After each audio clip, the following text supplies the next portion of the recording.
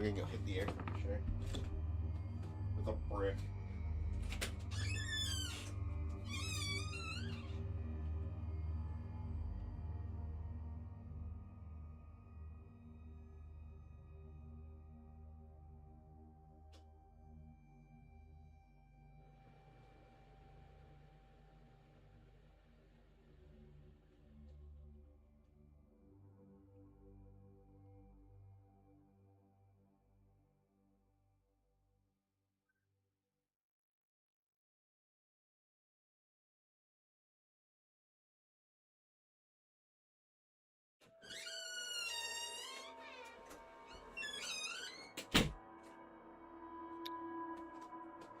Julie, oh fuck, I almost tripped.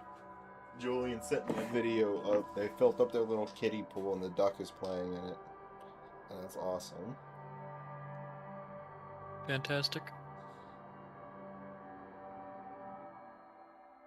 Robin is just staring the poor thing down. Oh my god.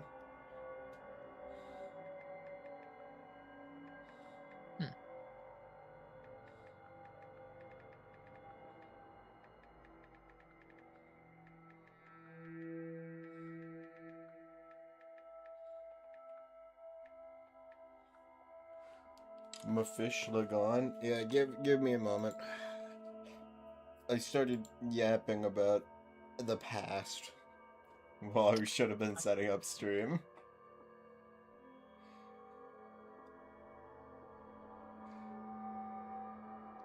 Oh, that cold air is nice. Okay. What? No, nothing. I was pulling up the Twitch stream on my end, and it was smaller, so I refreshed to see if it was an issue on my end or yours. No idea why, but it was just something that happened on Twitch.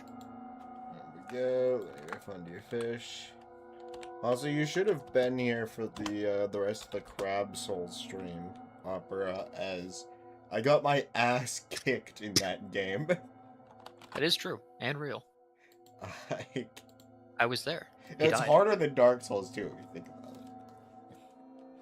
It's like the Dark Souls of Crab. My god, he said the thing. We should all point and laugh. At him, I mean. God, whenever I do get around to playing Cuphead on stream, should I do a game journalist bit? No. Just like intentionally fuck up the parkour in the tutorial, just like over and over again. I think you should have run that idea by me when we weren't live. No, it's fine because it'll probably be in the future and no one will remember it. You bringing attention to it further, though. So what you're saying is Crab Souls is better than Dark Souls 2. Yeah. No, that's objectively true. There's a crab in it. There is a crab in it, and it does have jokes. I mean, Dark Souls 2 has jokes, just less overtly so. I think the jokes in that game are mostly people dying in random hallways. I mean, there's that, but there's also, like, intended dev jokes. Oh, like that one ring. Which one? The one that doesn't, the blue one. Blue tear I mean, that's more of a meta joke, I think. That's not like a thing intended by the devs. Dark Souls 3 had crabs in it? Didn't Dark Souls 1 have crabs in it? I don't think 1 had crabs in it. It had clams. It had clams. It did not have crabs. He's talking about 3, though. I see. Damn.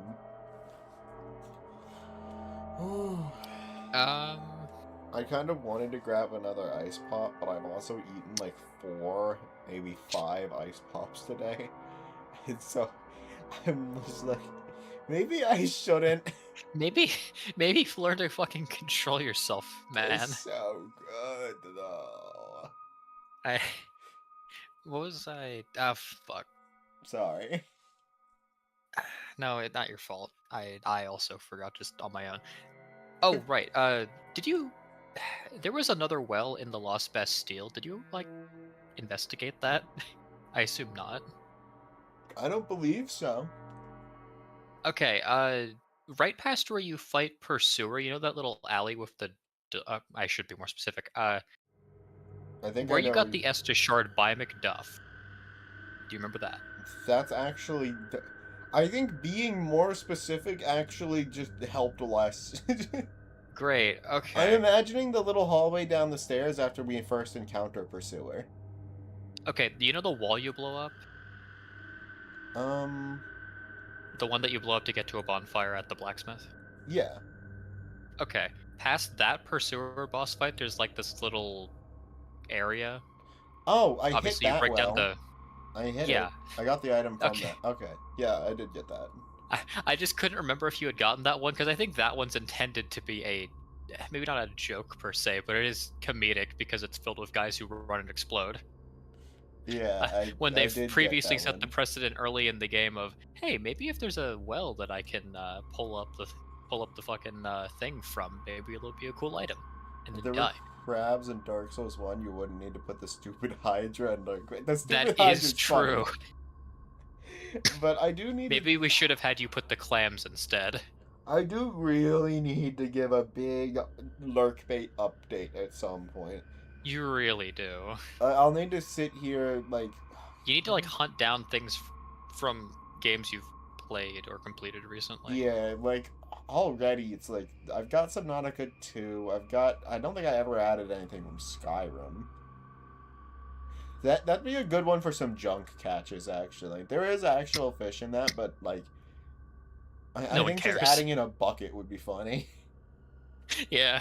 Throw in a You need, dragon you need to priest. get a render of Scout and C4. Seafood. Just actually straight up scout. God, but I do really like the idea of turning Lurkbait into kind of like a history of the channel kind of thing. Like, Yeah, hey, it's a I've good way played of doing all it. of these games on stream before. Any lesser ones that, Uh, like, I really didn't play much of, I could do still, like, one thing.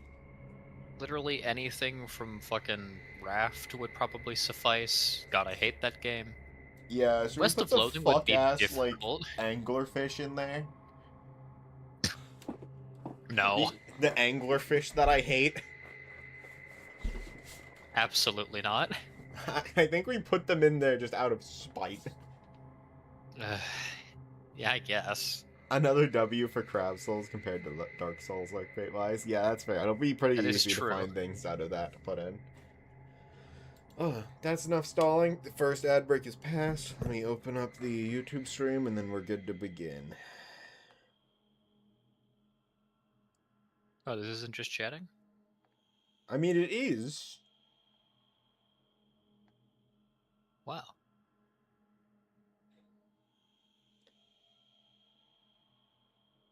Chilly in here.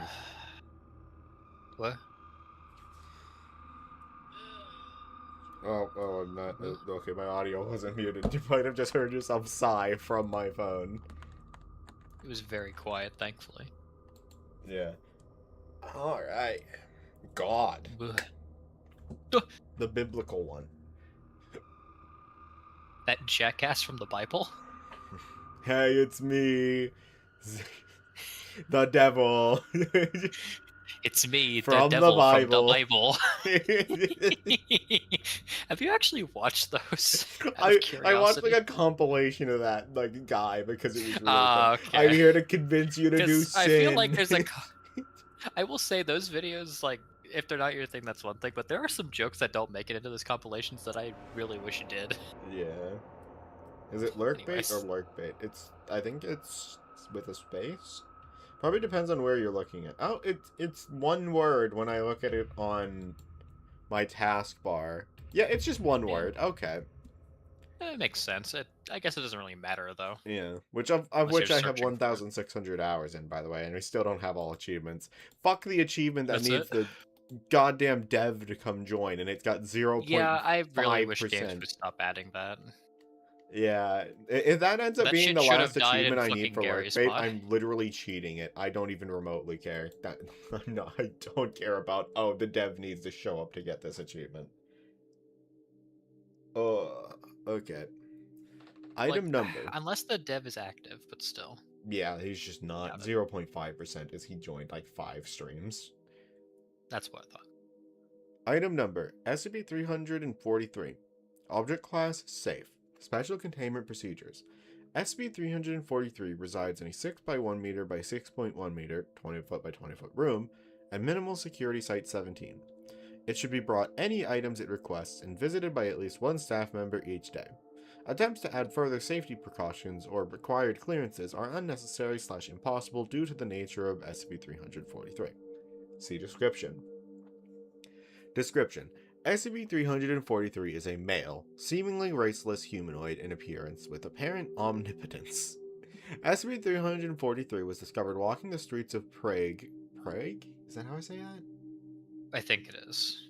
And detained after a staff member witnessed him disappear from the streets and reappear on a rooftop. SCP-343 is detained willingly in his chamber, as containment has proved impossible. See notes. Addendum 343-1. SCP-343, colloquially named God by the staff here, looks like an older man, although his features are different to each observer. In my first talk with him, he claimed outright to be the creator of the universe. When I asked him to prove this, he laughed, walked through the wall of the chamber, and returned seconds later with a hamburger in his hand. When I returned for a second visit, the previously bare cell had been furnished in upscale Old English style, complete with roaring fireplace, and seemed many times larger than it did from the exterior. SCP-343 greatly enjoys speaking with people and seems to have a knowledge of all topics. Visiting with SCP-343 has become a daily event for many of the staff here, and all employees report feeling generally happier after each visit. Attempts to bar staff below Level 3 clearance have proven unsuccessful, as guards assigned to watch the room quit their posts saying, "You know he likes company," or shrugging when questioned. Since SCP-343 has thus far been harmless, all staff have been allowed access, and somehow they all have time to meet with him for as long as they need. For now, I leave this report open, as further questioning of SCP-343 is ongoing. Dr. Beck. Warning: SL4 or higher needed for further access. Addendum 2. In regards to Document .1A, there are no relevant records available or seemingly in existence, and similarly, all records of Dr. Redacted ever working with SCP-343 or Dr. Beck are missing and presumed non-existent. All staff questioned about the document convey ignorance of Document 1A and claim to have not met Dr. Redacted. In a related matter, Senior Officer Dr. Beck has requested a higher staff rotation to increase morale in worse-off sections. This is a very odd request and was the subject of further investigation. Other localized anomalies such as better health, greater job satisfaction, and lower fatalities in this section have led to the request being granted. This subject is now closed on orders of O5 Redacted. -3. Addendum -3. Data recovered on Redacted from routine check of Dr. Redacted's network drive. Document 1A. Data lost as of data lost. Visitors of SCP-343 are to be questioned as to their intent and convert data lost. Questions pertaining to other SCP are to be put forth. Data lost. Orders of Dr. Redacted. Document 1B. Data lost. Apparently my orders have gone missing. This is the last straw. Data lost. All my reports and requests to higher-ups have gone unnoticed. I will confront SCP-343 tomorrow. Signed, Dr. Redacted. Me when Fucking data killed lost. a researcher. So, I imagine that if they wanted to do something sinister with this idea, it would be a matter of it's trying to grow stronger through faith, think Cult of the Lamb style bullshit. So Maybe, by yeah. increasing the morale and having them be or think positively of this entity, then it gets more powerful potentially, and it would become an even more bigger risk to the Foundation if it were to go rogue. Because it's implied they can't do shit. Yeah.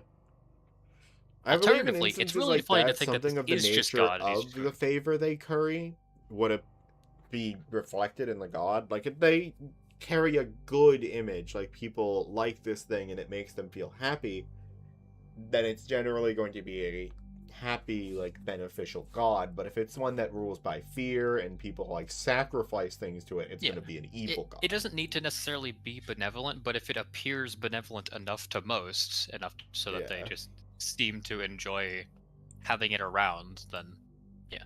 Alternatively, it could just be God and he's fucking around, which I think would be funnier. He likes talking to them, yeah. I could read another He one, just because got that one bored. was really short. Yeah, the God article is a lot smaller than I would have thought. Like, I knew of him. Yeah, really small. Item number Go on then. SCP-344. Object Class Safe. Special Containment Procedures. SCP-344 is to be stored in Site Redacted in a high-security storage locker. Combination changed weekly. Personnel wishing to use SCP-344 for research purposes should contact Dr. Redacted. Due to the hazards presented when a can is opened, it is recommended that a remote control device be used to manipulate the object. Description: SCP-344 is a redacted brand manual can opener manufactured sometime before Redacted. When an attempt is made to use SCP-344 to open a tin of canned food, there is a probability that as soon as the top of the can is fully opened, the food inside will be replaced with live versions of whatever the can originally contained. Oh. The amount of live material released is equal to how many separate individuals of that given species were required to produce the contents of the can. Provided the weight of an individual's remains is above redacted mg. For example, if a can of tuna has the remains of 50 tuna in it, then 50 live tuna will come out of the can. Compressing items like this into small space causes significant pressure, resulting in the objects being propelled out with some force, potentially causing injury to anyone within the area of effect. Live organisms in a can that is opened by SCP-344 undergo no observable changes. So they did test putting worms in a can and then opening it, and like, does that make them more alive? World hunger solved? There's any number of SCPs that would solve world hunger. Like, genuinely, it's not something they should really do.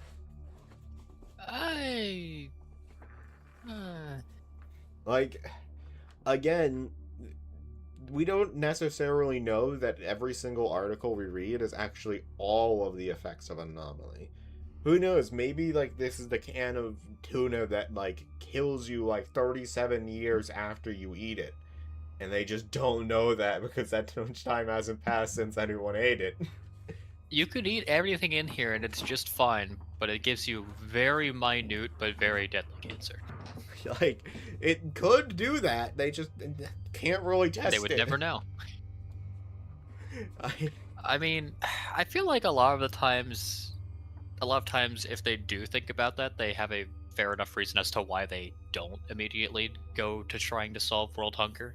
Though I feel like in the context of the Foundation, they've got a lot of other shit they have to worry about, so they probably just don't have the fucking time or manpower for that. Yeah. I think it's very on brand for them to use the anomaly within the Foundation. Like, for some, like the Infinite Pizza Box, they literally just have that in the cafeteria for people to just have pizza. Yeah.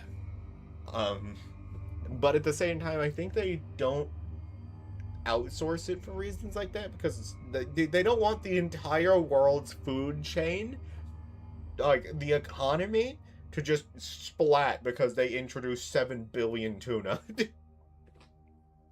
Yeah. That wouldn't really be preserving normalcy. I'm sure you could make it so that, like, they could be, like, supplementing food supplies. They could use it to like restore extinct They would never species. replace it, I don't think. That would go against, like, their whole operation. This could restore extinct species. Yeah. They put a dinosaur bone in here. I don't know if that's something they do. I haven't, like, read ahead or anything, but I'm just like, damn, they could do a lot with this. We've got books and movies explaining why we shouldn't do that. Why not? Lord, we should watch Jurassic Park sometime. Is that something I could watch on stream? No. Are you sure? Probably not. Because reaction Also, content was a big you would get thing copyright for a struck to while. hell, Helix. Yeah.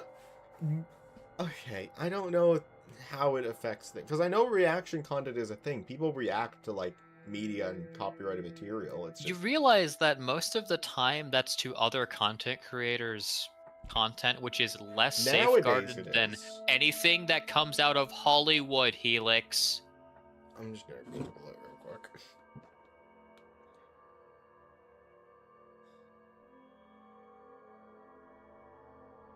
Read the article. Like, I don't...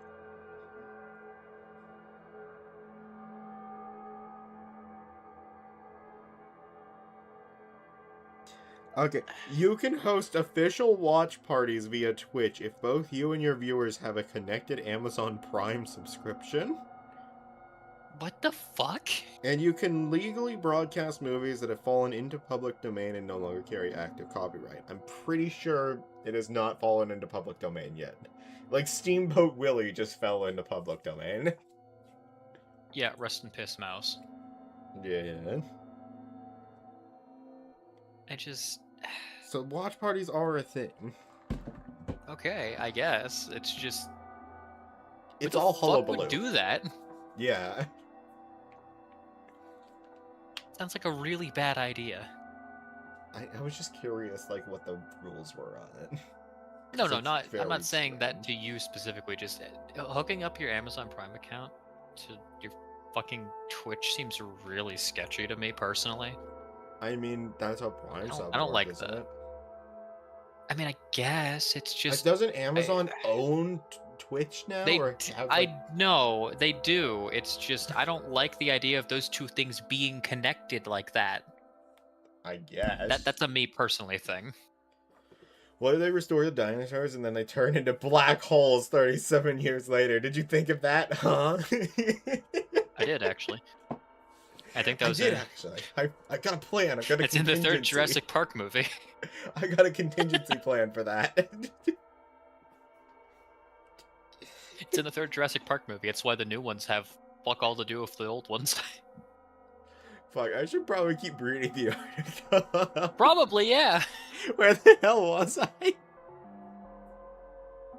I think I was in the second paragraph. Despite the theoretical probability of the effect's manifestation being approximately 50%, recorded Foundation tests show a probability closer to redacted for sentient organisms, redacted for non-sentient plant materials, and redacted involving redacted. It is also unknown where the live material comes from, as spontaneous regeneration would result in a violation of the law of conservation of mass and energy. It seems most likely that the material is either teleported to the can from existing stocks on Earth, or redacted. Given experiments in log redacted, seems more likely. After approximately 34 hours, all sentient organisms released from the can will undergo redacted. They turn into black holes. All sentient organisms should be terminated before this occurs. This does not apply to non-sentient plant materials. What's the difference between sapience and sentience again?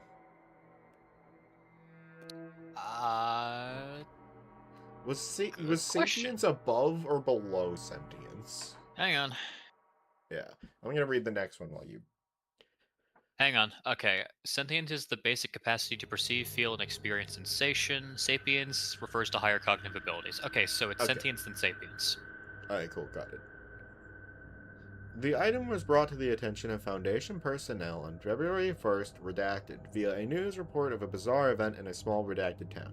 Sergeant Michael had arrived home after participating in redacted. His mother reported that he expressed a desire to eat some canned beef, which he acquired and then produced a can opener from his pocket, saying he had acquired it as spoils of war, and proceeded to use it to open up the can. Upon fully opening it, a redacted kilogram... Why did they redact how heavy the cow was? They couldn't look up, like, average cow weight, average heifer weight, and just put, like, Maybe an it was a extra 3 really kilograms heavy cow, on it, and then just call it good. Maybe it's like an 800 kilogram cow. Maybe it's a really big cow, and they had to redact that information for the sensitive masses the No, you seasoned don't understand Foundation here. Look, researchers that the might cow read is this too article. dense for it to. The cow is too dense to, you know, for the amount of space it's occupying, so it collapsed into a black hole and he died. Like, this is the kind of, like, redaction we do this in every stream. Why We redact do. like this? It's a number. There's no reason in lore it would ever be redacted. Anyway, Heifer crushed him to death upon Agent Redacted, who had been investigating a separate incident at the time, immediately responded. Upon arriving at the scene and conducting interviews, he soon came to the conclusion the can opener was responsible and confiscated it, replacing it with a facsimile. How did he come to that conclusion? It's some fucking Grinch shit. Just sneak into their home, steal the anomalous can opener, replace it with a different one. In a world where there's like a math equation that can just summon bears, right? How the fuck did he conclude that it was the can opener? I mean, the odds of an anomaly being, if not directly connected, then very similar to another is usually pretty low. Also, I really like to imagine this agent entering the house. There's a dead man crushed on the floor. Can of beef. Like... They didn't specify if the cow was alive. Oh, it Wait, does. no. And it's always alive when they come out of this. Oh, fantastic. Yeah. Can of beef, can opener on the ground next to the dead crushed guy, and then just a cow, like, in the living room, just, like, standing there awkwardly as you'd expect a cow to do in, like, a suburban home. Oh, excellent. Opera has done us the Google research. 1,200 to 1,500 pounds. 1,500 pounds, or 544 to 680 kilograms. So do you want to know how easy it'd be to pick a number for this so that it wouldn't have to be redacted and add a little more validity to the article? 667. 658. 593. That's how easy it is. Why don't they... Why, is one Google search too much for somebody writing an entire SCP article? Okay, you can leave the dates and the names. That's fine. Like, but, like, the weight of the cow? Anyway. The Hiver that was released eventually underwent data expunge. The event and its subsequent cleanup was covered up as a missile strike. I see. Addendum. On July, Dr. Redacted attempted to open a can of pork in Site Redacted's break room, unwittingly using SCP-344. How the fuck did that happen? The can's abilities manifested, and Dr. Redacted was instantly killed by crushing. While an investigation was launched, it was never determined who placed SCP-344 in the break room. To prevent further practical joking, SCP-344 was moved from low-security lockers to mid-security ones, and its password changed weekly instead of monthly.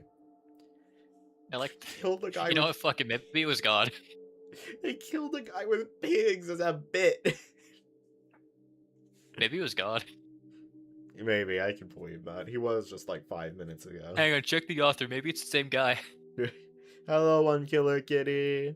Hi. Test log. SCP-344 partial. Test 344-T5. Item, can of tuna meat.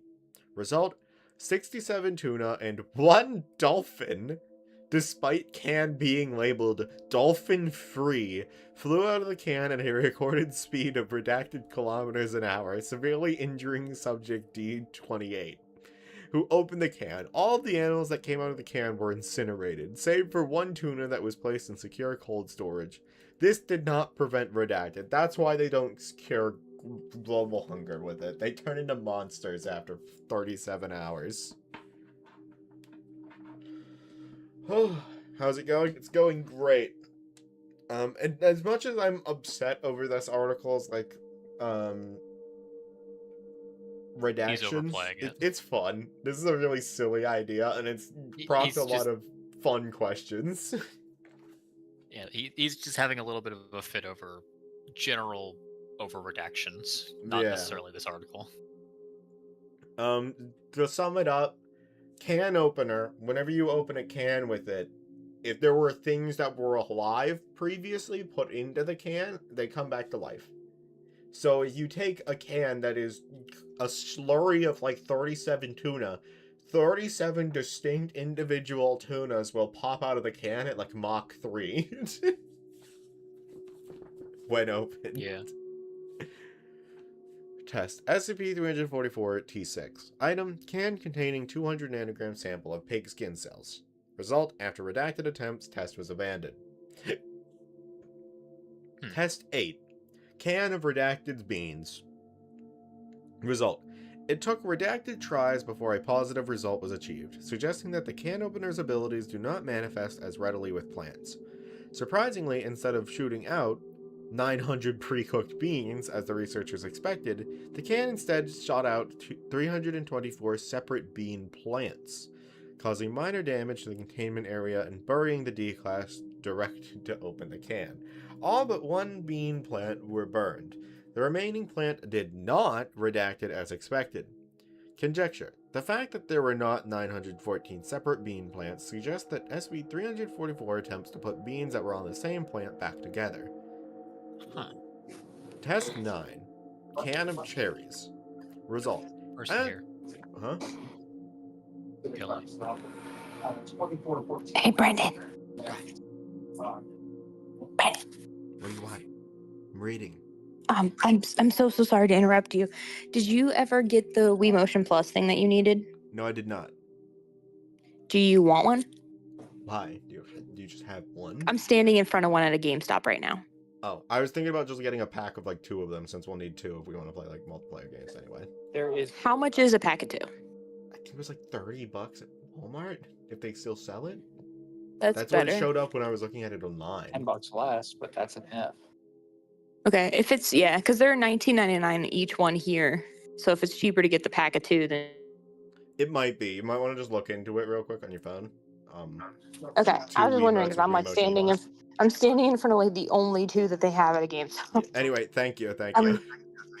Yeah, sorry. Okay, never mind. Bye. Bye-bye.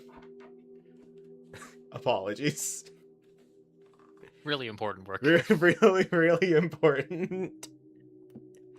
Okay, can of cherries. As with T8, it took several more tries than statistically predicted before abilities manifested. Once they did, however, redacted cherry trees exploded out of the can, killing subject D82 instantly and making recovery of his remains difficult. Due to lessons learned from T8, the test was performed outdoors, preventing damage to site redacted. Although recovery of the escaped plants took some effort, 344 was slightly damaged by the event, having one of its handles bent out of shape, which was later repaired. The cherry trees did not undergo redacted. Note: given its destructive potential when summoning plant matter, 344 is to be moved to high security lockers. Why are they still using D-Class? You'd think after they vaguely understand this thing's abilities, oh, it can summon, like, literally as many live things that were in this can as possible, and it's been fatal to damn near everyone who's opened the can? They're still Maybe it using doesn't D-Class? work if it's not operated by a human? Was What? there any specification on that? I think it said in the test it's recommended to use a remote control device to be used to manipulate the object. So I guess these were just... I guess they just Yeah. went through like 6 or 7 different deaths before they decided, yeah, maybe we should use a more robot. than to do that, it. actually. How many? Probably more. I don't know. Because we got the guy who died from the original log. We got the scientist who died, so that's 2. Severely injured. So they didn't die. I'm led to believe that they probably just euthanized that man. This says just buried the D-Class. So they could still be alive. This one is dead. You know what this reads to me as? Yeah. Somehow this one managed to escape the J classification. Nah. Like, I don't think this it's was an article. that unserious, but it's also so much more... maybe not lighthearted, but it's compared to the other things that have been prior to this. This is relatively light.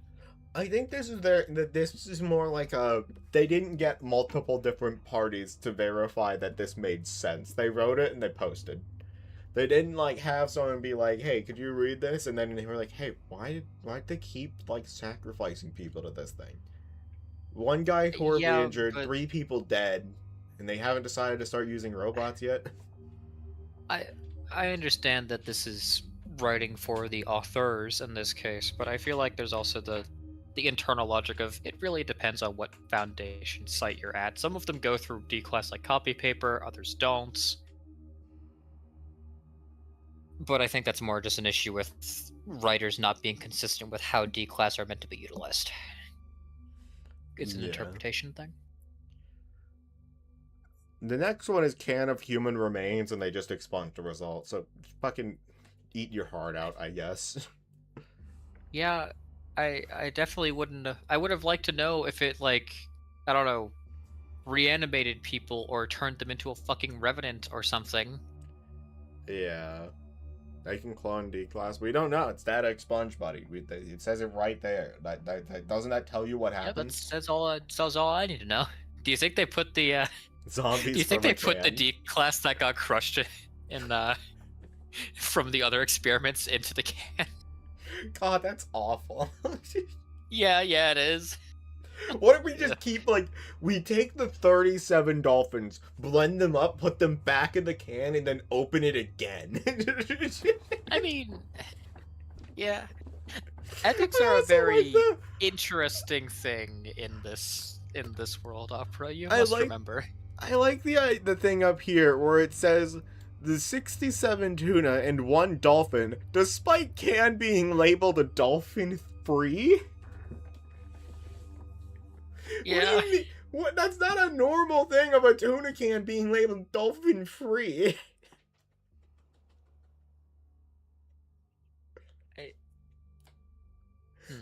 Just why? This is why I don't know if this one's taken as seriously as others around it. I don't think an SCP article needs to be serious, but No, and I'm not saying that in a disparaging way at all. It's just yeah.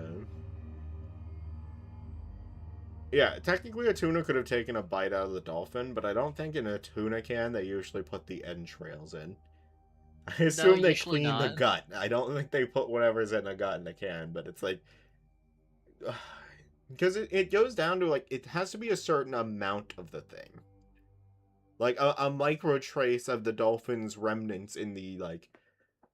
in some part of on the part of the tuna, like, oh, there was some stuck between its teeth, and that somehow fell into the tuna can. Yeah, Like, that won't be enough.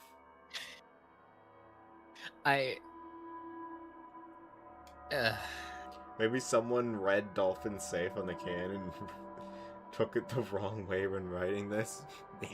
Maybe. Anyway. Test 15. Oh, that's cool. There's also, like, there's a handful of tests that they didn't list. So who knows how many other people died. Okay. Test 15. Item, can of harvested meat from a still-living Berkshire boar. Description. The boar was placed under surveillance in a room 3 kilometers from the test chamber. The meat harvested from the boar was ground up and placed in a can, which was then placed in the test chamber. Robotic manipulators were used for this test. Thank fuck, dude. Result. After several attempts, the SCP-344's abilities manifested. The boar disappeared from its room in a burst of emissions from across the electromagnetic spectrum, but not in amounts lethal to humans. At the same time in the test chamber, the boar was seen to launch out of the can, slamming into a far wall. The damage done by the harvesting process was observed to have been completely repaired. Class D personnel were sent into the room to contain the boar, which was mostly unharmed despite its collision with the wall. As soon as they entered the room, the boar became extremely aggressive, culminating in it manifesting redacted. Note, further testing with still living creatures is discouraged, unless under heavy containment and neutralization procedures. Okay, I think I still have questions about this, because that that is an example of a still living thing that was nearby. What happens if you take a cow, kill it, then take meat from it and put it in the can? Does it still take that cow? Or is it more like if it was the meat was still living? Like, what happens? I eat the cow meat. It dissolves in my tummy. Gone. Not enough for the can to care about. What happens when the can takes that cow back, quote unquote? Does it still work that way when they're dead, where it'll just take the, like, what? Does it just substitute other cow meat? Would Can we if you tag like this as a rewrite? Yeah. What happens if you can a poop? It just, Kitty asking the real questions. what a fucking sentence out of context. What happens if you can a poop? I did like this one. It was interesting, but I don't think it's good enough to make like our favorites. No, I appreciate what it's doing. I just wish there was more consistency. Yeah. Yeah, sorry, I kind of yapped there. That was 40 minutes and you haven't gotten to read an article yet. Oh fuck, I'm supposed to read? I didn't sign up for this. Too bad.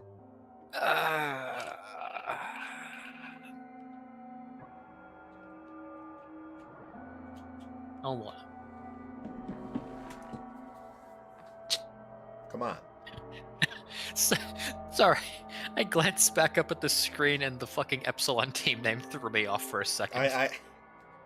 As you were saying it, I looked at it and I was like, oh, is that what he's about to mention? The midwives? Yeah, I'm just like, the fuck? Sorry.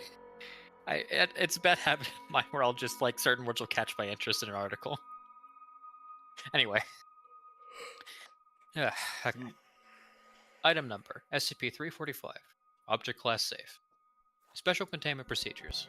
SCP-345 is to be kept in a secure vault at Site Redacted. Seeing as the object is inert by itself, no further containment is necessary. Now, let me adjust my mic real quick. Is that a little better, or is it about the same? Minutely, yeah, maybe. Alright, cool.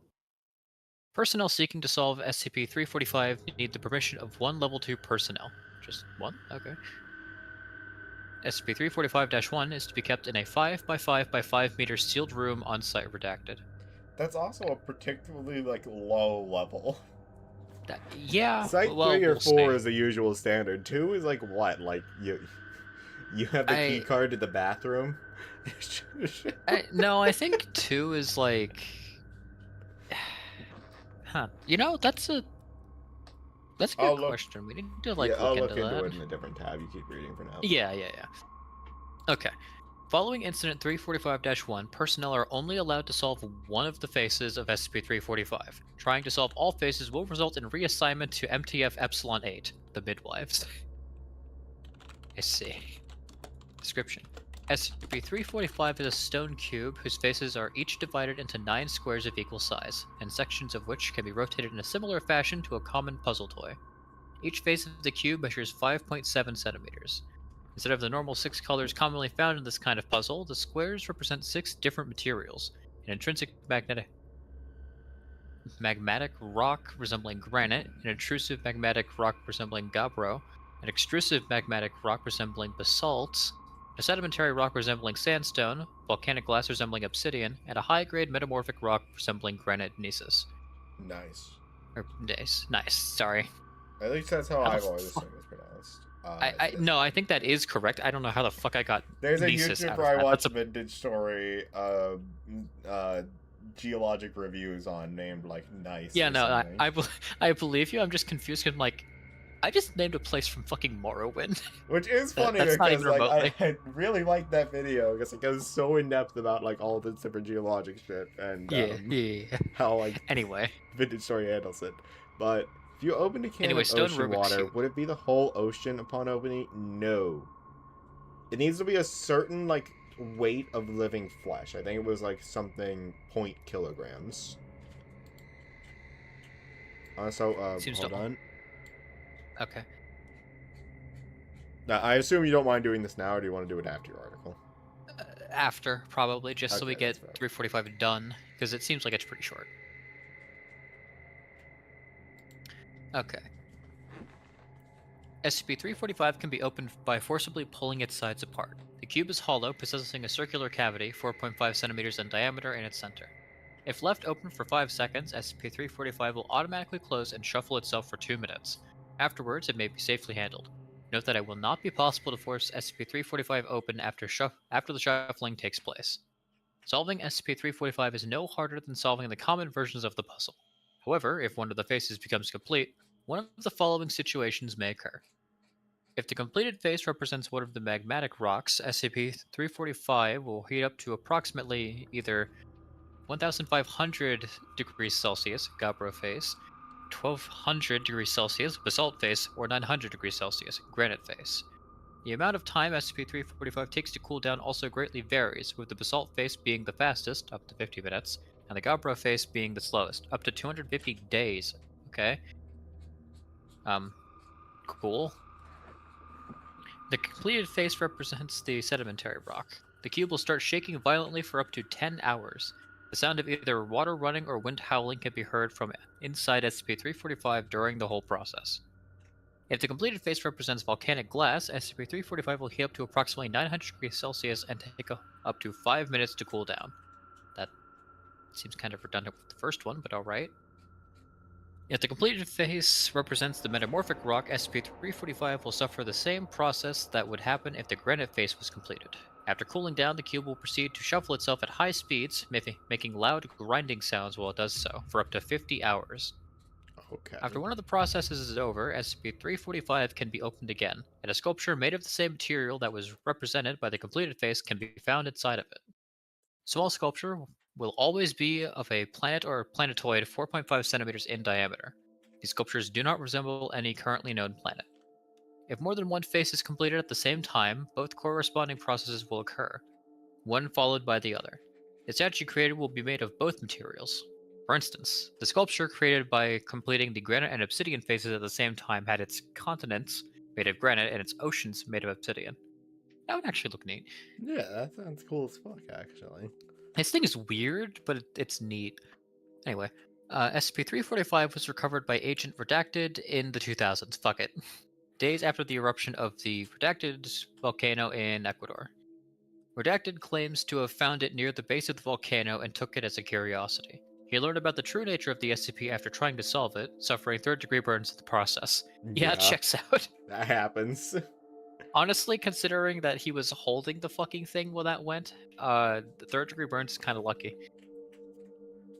Incident 345-1. Also in the 2000s, while Dr. Redacted tested SCP-345, she managed to complete all faces by not opening the cube once a face was completed. SCP-345 proceeded to rumble for 3 minutes, after which it opened by itself. A small metal sphere, 4.5 centimeters in diameter, emerged from inside SCP-345 and hovered 3 meters above the ground. Shortly after, the sphere began rotating, accelerating to a rate of 5 meters a second. Strong gravitational forces were detected in the vicinity of the sphere, visibly affecting objects from up to 15 meters away. Seconds later, a dense orange liquid with an average surface temperature of approximately 4,000 degrees Celsius began flowing from SCP-345, which proceeded to encompass the metal sphere. Afterward, another denser liquid began flowing out of SCP-345. It also proceeded to encircle the sphere. Okay, this is a little clumsily worded, but it's fine. The liquid continued to flow from inside SCP-345 until the sphere reached a diameter of 2.3 meters, at which point the flow stopped and SCP-345 automatically closed. The resulting sphere was still slowly spinning and hovering above the ground. It was extremely dense, and its gravitational pull was strong enough to severely damage its surroundings. The temperature at the surface varied between 900 and 1,600 degrees Celsius. Yeesh. 30 minutes later, parts of the outermost magma began to cool down, solidifying into a thin rock crust. 20 hours later, most parts of the sphere were solid rock, with small seas of lava flowing between them. Little volcanoes and mountains could also be observed. At this point, a special containment team with heat-resistant equipment was moved in to relocate the sphere to a safer room. The sphere was later designated SCP-345-1. Studies regarding the probability of its eventual development of an atmosphere are underway. Huh, okay. That's interesting. Note. Although at first we thought that SCP-345 had created a copy of Earth, as 2000s studies have shown that it is as of 2000 whatever the fuck, studies have shown that it is unlikely that SCP-345-1 will develop an atmosphere, and the composition of its magma is very different from Earth's, containing far smaller quantities of silica and aluminum, and larger amounts of titanium. Huh. It's currently unknown if the magma of other planetoids created by SCP-345 have a similar composition. Perhaps we should have a D-class completed, preferably on an open field. Yeah. Dr. Redacted. I really hope the scientist who had completed that had got the fuck out of that room as we saw like the orb come out and start spinning. She's like, "What the fuck is that?" They didn't mention any casualties, so Yeah. they were probably pretty quick on the draw to fuck off. This is probably the most random stream you've joined. What do you mean by that? Like, we were playing Crab Souls yesterday, and today we're reading SCP articles. What's the problem with that? Tomorrow we might be playing Dark Souls. Nah. Or Roblox. Who knows? This one's pretty short as well, and the last one I'd say was like a medium. Do you want this one too? That wasn't like a confirmation about me doing Dark Souls tomorrow. If anything, it might be Resident Evil. I'm not sure. Anyways, do we want to do the Right. the clearance levels or this first? Okay. All right, am I reading this or you? I didn't figure we'd read it all out. I was just gonna like. I mean, no, we give a I just summary, wanted to know like, for like the numbered ones. I just wanted to see. Yeah. Uh, I was just doing.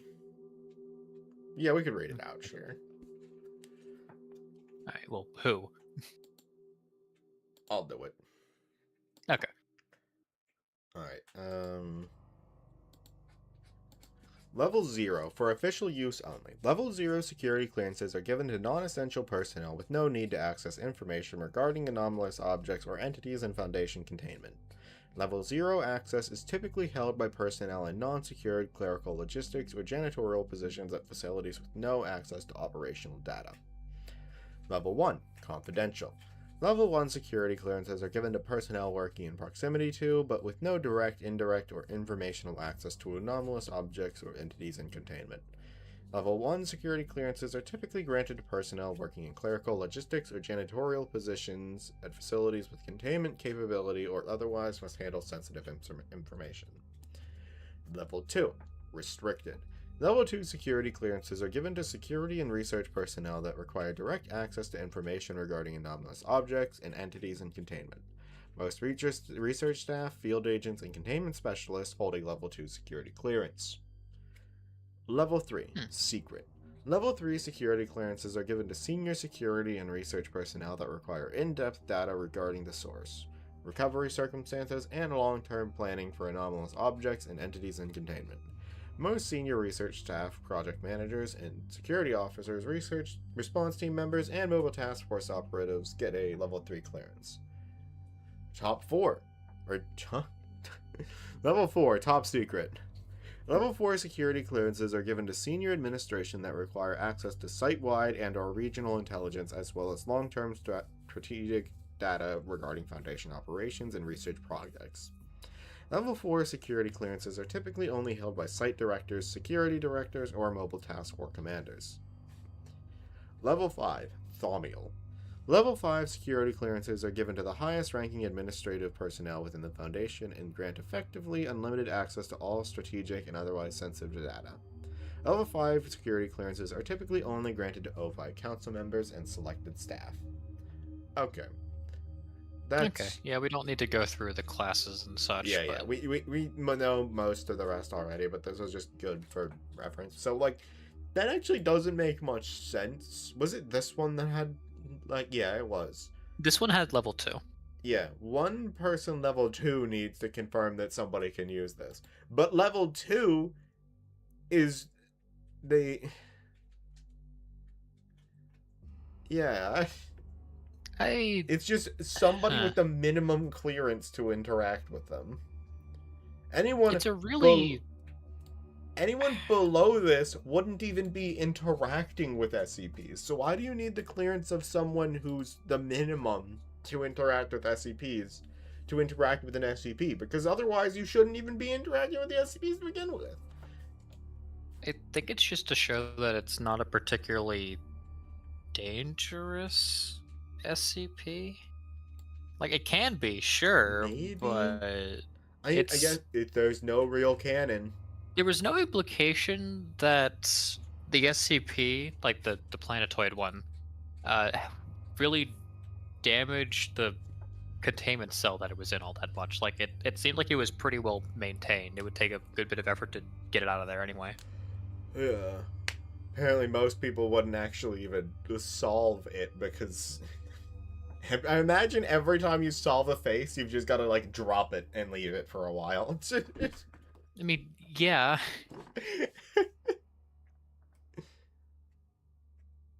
Oftentimes he doesn't know himself what's going to be going on stream right up until the last moment. Shut up. No, that's canonical. How dare you leak my creative process? There's a process? News to me.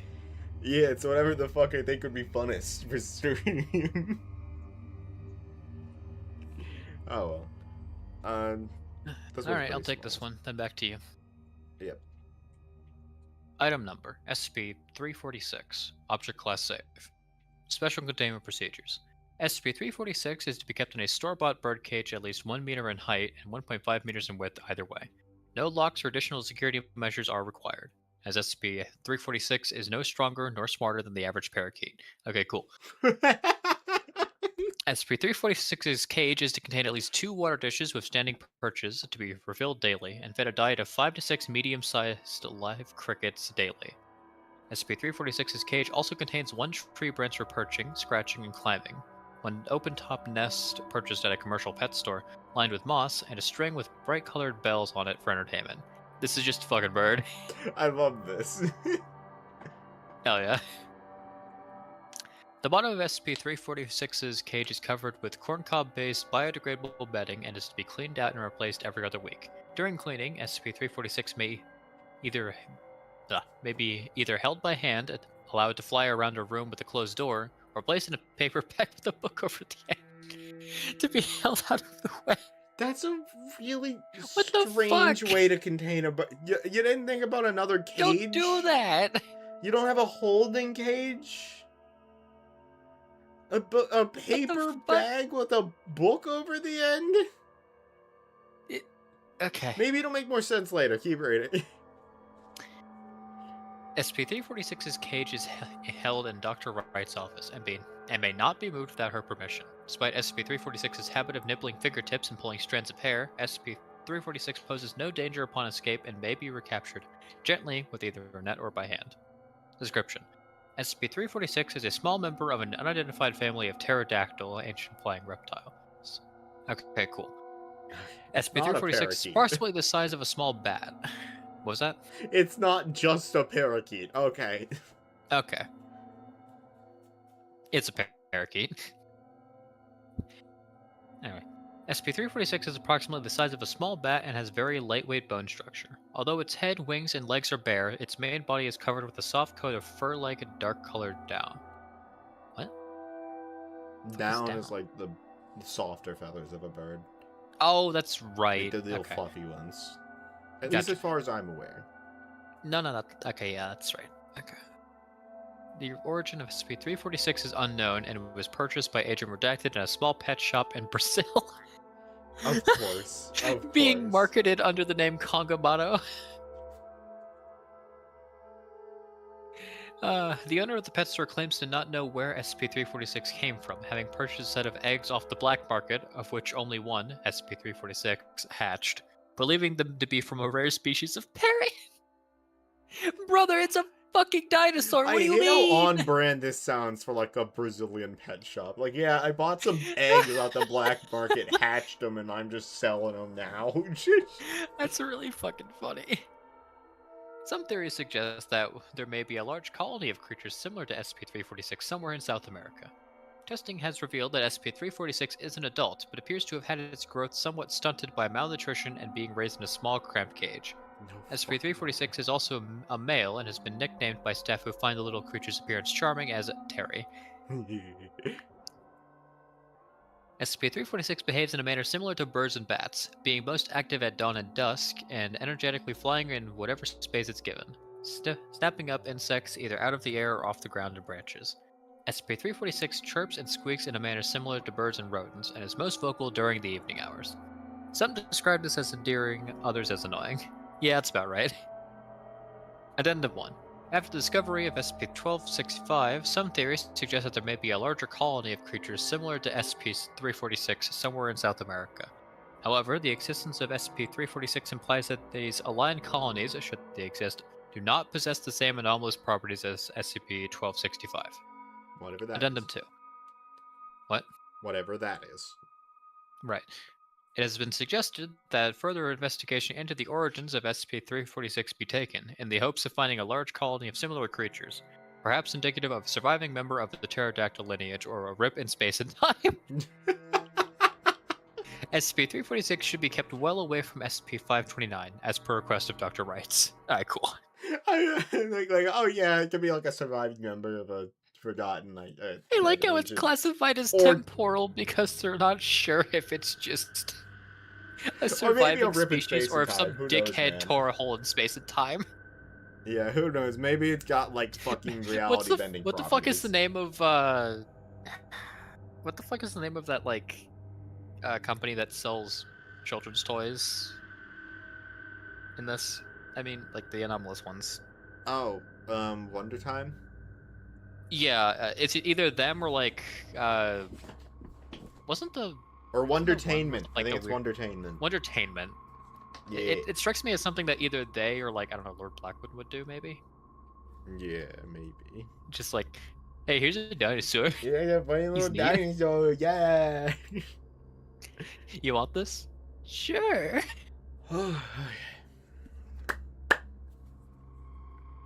Yeah. That one was cute. I like that one. Yeah. One more. Why? Fuck you. Fine, asshole. I'm sorry. Did you want to talk another 40 minutes? Yeah. Okay.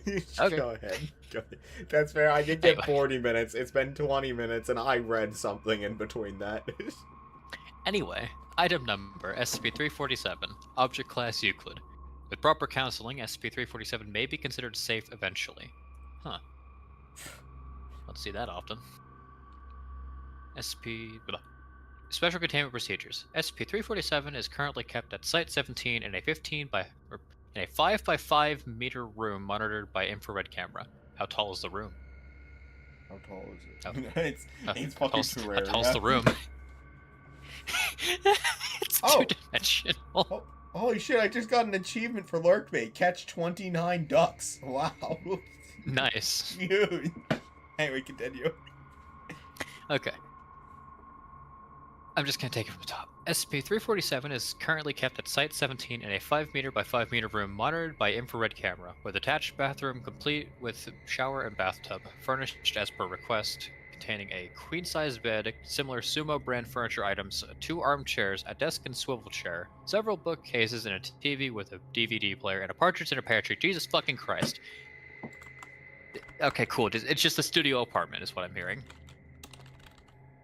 The bookcases are filled with various books, primarily adventure novels, Harley Quinn romances, and art books. She's allowed DVDs of various movies and TV shows predating her arrival at the SCP facility, and may request new material to be reviewed every so often.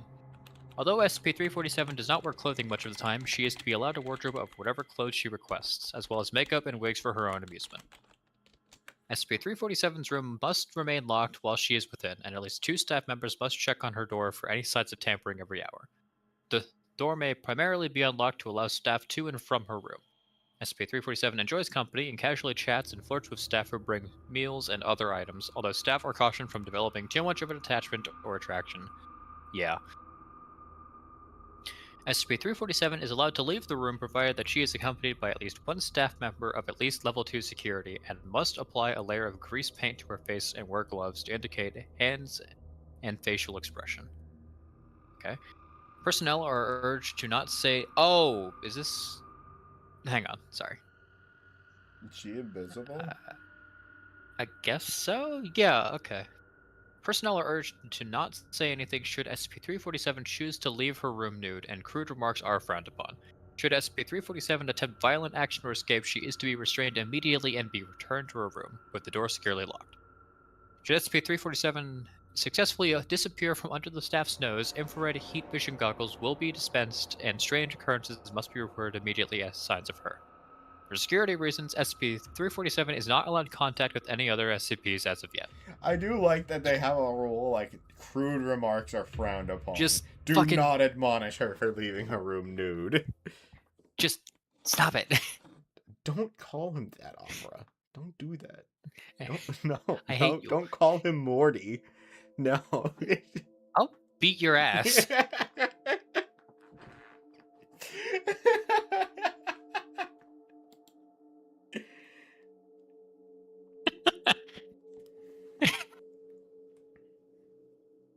Okay, that entirely Rick sidetracked and me. Morty Just is like- awful. I hate you.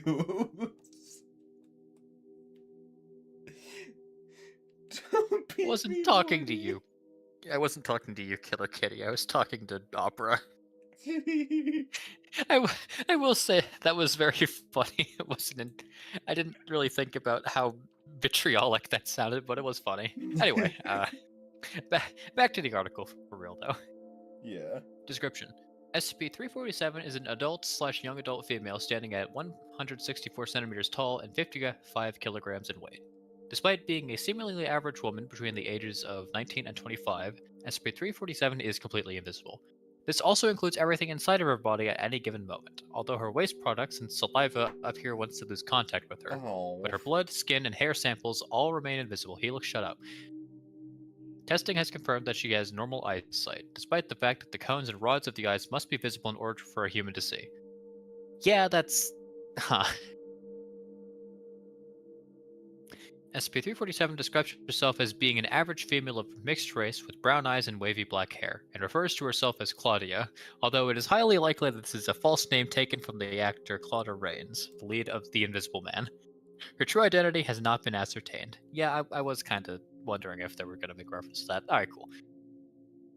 Aside from her invisibility, SCP-347 has no unusual traits other than immense skill in picking locks, theft, and has been observed swallowing small objects in order to turn them invisible, displaying the ability to regurgitate them at will without dispensing all of the contents of her stomach as well. A trick she claims she came up with after watching a Stevie Star performance on a late night show. Okay, cool. She just recreationally taught herself crime. SCP-347 was was recovered and redacted after local news and rumors about a poltergeist inhabiting an abandoned house drew attention of SCP's staff in the area. After infrared cameras revealed that she still gave off a human heat signature, SCP-347 was quickly captured and after much deliberation willingly entered into SCP custody, asking for warm food and protection from the elements. It has been theorized that she had been living on the street and in abandoned buildings for several years, although SCP-347 has adamantly refused to discuss such things. 2 deaths and several apparent incidents of ghost activity have also been attributed to her. Damn. When first recovered, SCP-347 showed signs of mental instability and violent outbursts, as well as compulsive theft and bouts of refusing to speak for several days on end. Traditional counseling methods have helped reduce the frequency and severity of such issues, and it's theorized that with more time, SCP-347 may heal from the trauma of years of not being seen and being completely alone. Yeah, that would kind of fuck up anyone, huh? But yeah. It has been suggested that SCP-347 be introduced to other SCPs, as human contact appears to be quite pleasing, and she greatly enjoys being acknowledged without being seen as strange. I don't know.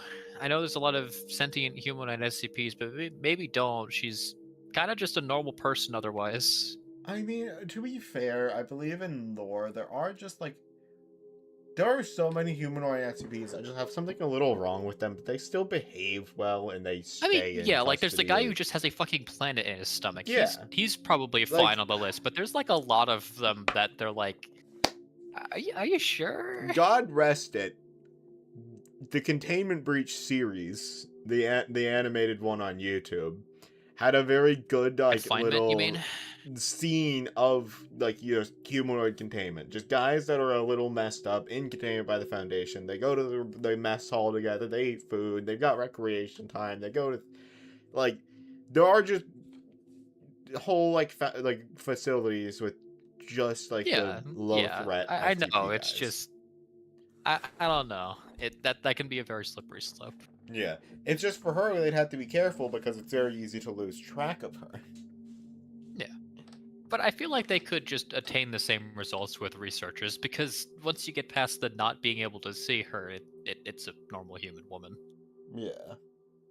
Anyway, when ignored, SCP-347 does not seem to demand attention, but rather toys with people by rearranging things and hiding things. When left alone with somebody who is sleeping or otherwise distracted, it should be noted that SCP-347 will touch and stroke a sleeping person, tuck in their blankets, and do other small things.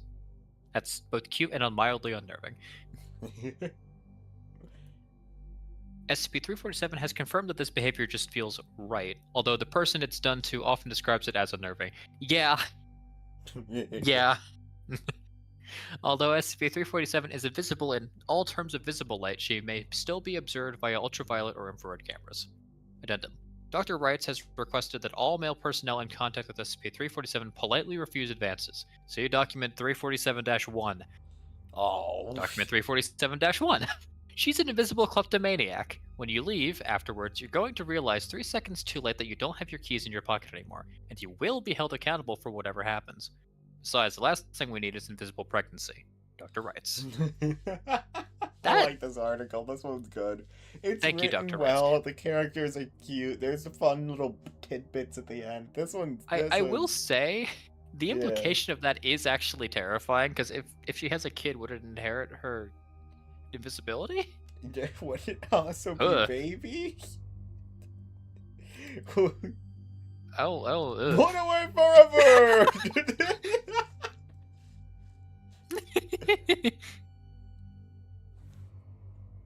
I think this is relevant. Okay. Alright, have fun. Looks like there's multiple people here. Again, it's gonna be a pain in the ass to keep track of who's who, unless it's properly stated. Not really. It seems to be going one than the other. That's what we say, Save for, and like, then we get prose. down halfway and we're reading the wrong lines. Oh, whatever. But we can try. You take the guy, I take the woman. I guess. You're shivering, he commented, a thickly accented voice purring in her ear. She jumped, her shoulder knocking against his chin and pressing onwards. I am not. I can see you, my dear, if not with my eyes. He trudged past her. Even hunched over, he was a good bit taller than her, the peak of his shoulders a full 1.5 feet over her head. Not that anyone could see her, to make the indication, but the only visible traces of her existence, smears of dirt and the leaves crumbling. He, on the other hand, would have stood out quite a bit, the horrid thing he was. Some of his skin was peeling off. He had grown unused to dirty environments. He peeled off his shirt and draped it on her invisible shoulders, where it rested, betraying her shivering. She clutched it around herself and looked up at the night sky through the branches of trees. We should go back towards the town. She stammered, teeth clicking when she spoke. 9. We will reach the city in an hour, I'm certain of it. She whimpered and followed. Her hale throat tangled, the cold breeze made her skin burn. Her feet ached, and she couldn't tell if they were just wet and muddy or bleeding. There was another 20 minutes of walking before she insisted they stop again, and he patiently waited as she sat against a tree and picked at moss. We never should Felix. have run. She finally grumbled. He didn't reply, looking up at the stars with mismatched eyes. Seriously, it seemed like an awesome idea at the time, but right now, I feel like a dumbass kid who ran away from home. All I want is a bed and a blanket and a meal, even if that tasteless shit. He nodded and sighed, a wheezy and squeaking sound. I wish I had my books, Central heating. she suggested, and he looked at her pitifully before wrapping an arm around her and picking her up. holding her to his fevered chest. She squirmed, but relented after a bit. Company. Aren't I fun company? No offense, some of the D-class are easier on the eyes than you, Frankenstein. They chuckled, and after stopped laughing the moment they came to the realization. Mein Gott. Fuck. We're domesticated. Claudia mumbled. We gotta go back. I don't want to be out here. I'm tired of being cold and hungry and unseen. And as much as I hate to admit it, I rather prefer not having to go through the trouble of hunting. He smiled slightly. I rather liked having access to tools, a lab, fresh meat. Gross. Speaking of fresh meat, if we're going to take going back seriously, there's one thing we should very much do beforehand. Yeah? He told her. She grinned. Their peals of hysterical laughter echoed through the forest. The wee hours of dawn found the hostess at a Parkins in a small town looking up boredly from her example menu. Nobody at this ungodly hour but college kids with the munchies and people so old they no longer had any idea of what time it was. She stopped being bored when the monster whose head scraped the ceiling, when he stood at full height, entered next to a floating coat. Fuck, thought the hostess. I am so high right now. SCP-542 and SCP-347 recovered in nearby restaurant. No incidents except for a request to finish their meals and invitation of SCP Retrieval Team 87 Sigma, Window Breakers, to join them. Restaurant bill was paid in full and all individuals administered minor grade amnestics and preventative interviews. No civilian seemed alarmed at the presence of the SCPs. You're too high to care. Foundation, soap from Corpses Inc. Business credit account charged for $25.97 plus a generous $10 tip, totaling $35.97. I love that actually. This is a good article. This is good. This is a good candidate, my favorite from today. It was already a good candidate before. Like this was already enough for me to like. Invisible Woman was great. Yeah, this is really cute. What rating was she? She's Euclid. Euclid down to safe potentially. Yeah, Euclid's a little crazy. I'll be real still. I guess. think that's mostly just to account for, her psyche. Yeah. Oh, I think I remember this one. Duh. It's a soup that makes you old. No. Duh.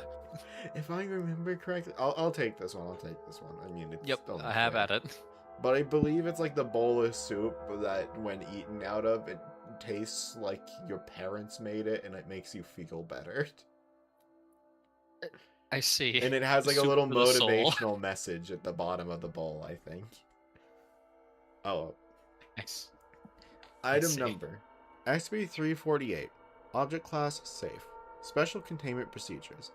SCP-348 is to be kept in a standard locker at Site-19. Personnel wishing to conduct tests involving SCP-348 are to obtain Level 3 or higher authorization and present a detailed list of intended test subjects. Description. SCP-348 is a white ceramic bowl patterned with light blue flowers, measuring approximately 20 centimeters in diameter and 9 centimeters high. Sorry. While no maker's marks are present, the Chinese characters of "Thinking of You" are etched into the side of the bowl.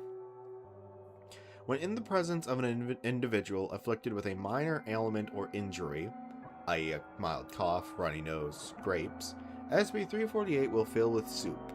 While the ingredients present within the soups produced by SCP-348 vary, young subjects, individuals between the ages of 4 and 18, have consistently stated that they enjoyed the meal, sometimes stating that it reminds them of their parents' cooking. Subjects will finish the soup found in SCP-348 if allowed. Children who eat from SCP-348 several times often express a feeling of contentment, stating that though they are eating by themselves, they do not feel lonely. Addendum 1. SCP-348 was acquired shortly after rumors of a child living in Redacted, apparently possessing remarkable recovery abilities, came to the Foundation's attention. Investigation revealed that the child in question originally discovered SCP-348 in the attic of their house, and had come to rely on it after receiving insufficient attention from their parents. The child's parents, both full-time workers, refused to comment on their relationship with the child. Resulting testing involving children was carried out under the guise of surveys to gauge the success of new food items offered at public schools. Addendum 2. It has been noted that occasionally, after soup produced by SCP-343 has been consumed, a message will materialize on the inside of the bowl. Words produced on the inside of the bowl appear to be printed on the ceramic consistent with existing markings. The message that appears will be in a language most familiar to the drinker of the soup. After several hours, or when SCP-348 produces another meal, the words disappear. Good soup. Testing log. Subject, 8-year-old female, afflicted with sore throat. Brief background, lives with and is on good terms with both parents. Notes, subject took approximately 30 minutes to consume soup. Remarked later that sore throat seemed to have gone away. Subject, 10-year-old male, recently injured self while biking, minor bruising. Brief background, lives with both parents, often argues with both. Notes, message appeared, don't forget to brush. Subject, 11-year-old male, afflicted with slight cold. Brief background, lives with foster parents. Notes, message appeared, I'm glad you're happy. Subject, 9-year-old female, afflicted with slight cold. Brief background, lives with both parents, said to be prone to tantrums. Notes, nothing of note occurred during or immediately after testing. Subject stated while she didn't particularly care for the soup after tasting it, she still wanted to eat it. Follow-up investigations revealed that the subject recovered from the cold faster than was expected. Subject, 6-year-old male, recently injured self while playing with friends, minor scrapes and scratches. Brief background, parents divorced, currently lives with mother. Notes, message appeared, I'm sorry, son. Subject, 7-year-old female, afflicted with cough. Brief background, lives with mother and grandmother. Father deceased, traffic accident. Notes, message appeared, I love you.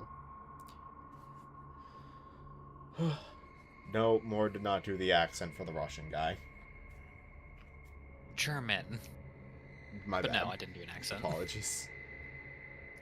It had kind of kicked in a bit late for me to suddenly start doing a German accent. That's fair. Just change between lines. He said mein Gott and I clapped. Wow. Whoa! Anyways. Addendum 3. Testing has revealed that in the event that someone older than 18 years of age attempts to consume soup created by SCP-348, the individual will find out that they are less inclined to finish the meal. Some such individuals will remark that something is missing. Most will simply state that the soup was nothing out of the ordinary. Further studies carried out with older subjects indicate that though messages will appear for individuals older than 18, the appearance of the message is worn and faded. See testing log. Testing log 348, 2635. Note, it was observed that over 100 subjects that were tested, only 4 individuals received messages from SCP-348. Subject, 30-year-old female, afflicted with headache. Brief background, on poor terms with both parents, refused to accept father's offer for career training, currently lives alone. Message appeared, why? Subject, 35-year-old male, afflicted with cough. Brief background, parents divorced, visits father and stepmother once a month. Does not visit mother on her insistence. Notes, message appeared, it'll get better. Subject, 40-year-old female, afflicted with sore throat. Brief background, moved away and became estranged from both parents. Nevertheless, sent money back and took care of senior housing for both. Father recently passed away. Notes, subject noted the soup tasted initially bitter but was fulfilling in the end. Message appeared, thank you. Subject, 40-year-old male, afflicted with minor backaches. Brief background, murdered father approximately 1 year ago. Notes, subject tasted and then refused to consume soup, complaining about the taste. Subject later developed mild stomach pains. After the contents of SCP-348 were disposed of, SCP-348 immediately filled with what appeared to be salt water, which remained for 3 hours before disappearing. Huh. Subject, 45-year-old male, afflicted with aches due to arthritis. Brief background, happily married, lives with wife and children, visits father once a week. With family, mother deceased. Notes, message appeared, I'm proud of you. I really like this one, better than like leaving the result of something at redacted is giving something just weird. Or like that's still not like fully answering everything we're thinking about, but that is still like, huh. My first assumption is that it's tied to how he was killed. Maybe. Or the father was killed. Maybe, yeah. Either that or like my first thought was like, oh, the bowl is like cleaning itself from that bad taste in its mouth, quote unquote. Maybe. But then again, I don't know if you'd use But that's salt what I water like for about that. it, is we both heard the same thing and came to different conclusions about what the salt water meant. That's interesting. That's what SCP is about, is the how the reader perceives all the about. information granted to them. Not like fucking redacted, expunge, redacted. Like, oh, they redacted on his redacted until he redacted. I'm about at data expunged. Like, okay, enough. I'm gonna keep reading and finish this out. There's Anyways. like 2 paragraphs. Despite the extensive data gathered in testing, it is unknown whether the messages that SCP-348 has manifested originate from the fathers of the subjects, or SCP-348 itself.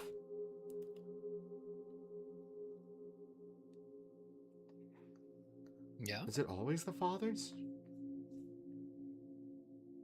It's just that threw me off a little bit when it said originate from the fathers of the subjects, and I'm like, oh.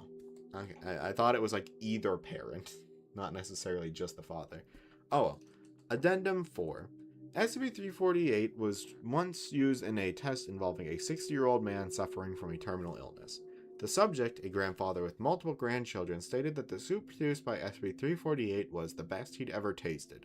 Following the test, the subject reported feeling a sense of satisfaction and noted that the pain caused by the illness seemed to have faded. The subject passed away peacefully a week later.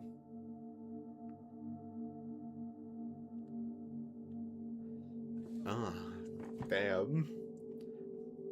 It filled with water. It filled with salt water after they dumped out the contents of the soup from the guy that killed his dad.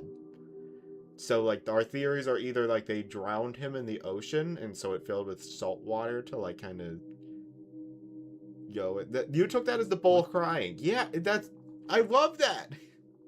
I also thought about that. That does admittedly make a bit more sense. Yeah, they didn't necessarily say seawater. Like, it wasn't fair. It was, like, it appeared to be salt water. I don't know why you got the idea of cleaning from salt water. That's the part that confused me. I don't know why. Like...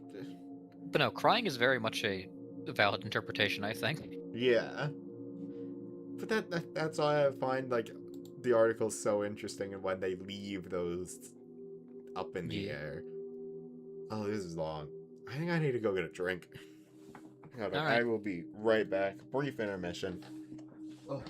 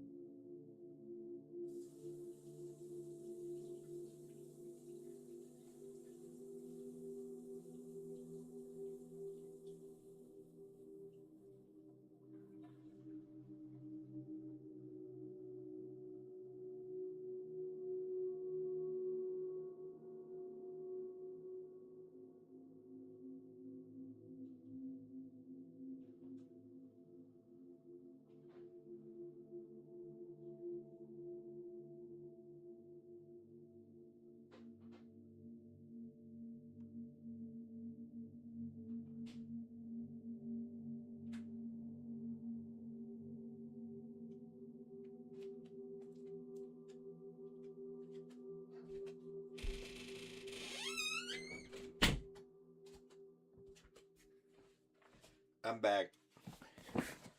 Maybe the real SCP was the data expunged along the way. Data So lost. true. My cup has Pikachu on it. What? My cup has Pikachu on it. Holy shit. You're going to be struck down? Oh, Nintendo, please! I only showed it for like 8 seconds, Nintendo!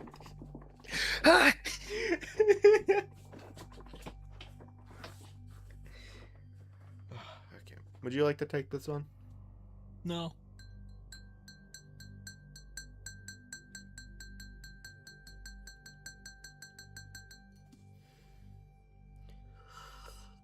Why?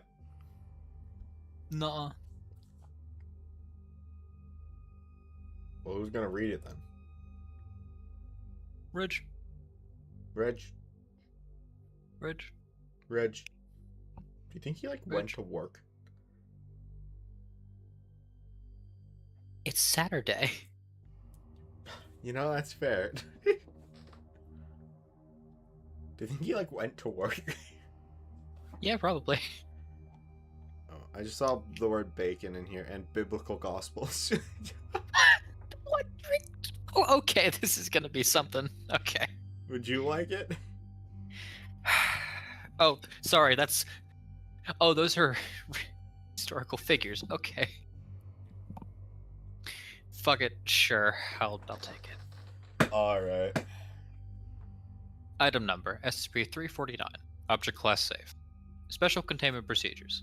SCP-349 resembles a mundane graveyard and poses no apparent threat to the secrecy of Foundation operations or visitors to the site. Current containment protocols are limited to constant remote surveillance, the maintenance of a physical barrier to prevent casual unauthorized access, and the assignment of a response team to deal with vandalism or other threats to site integrity.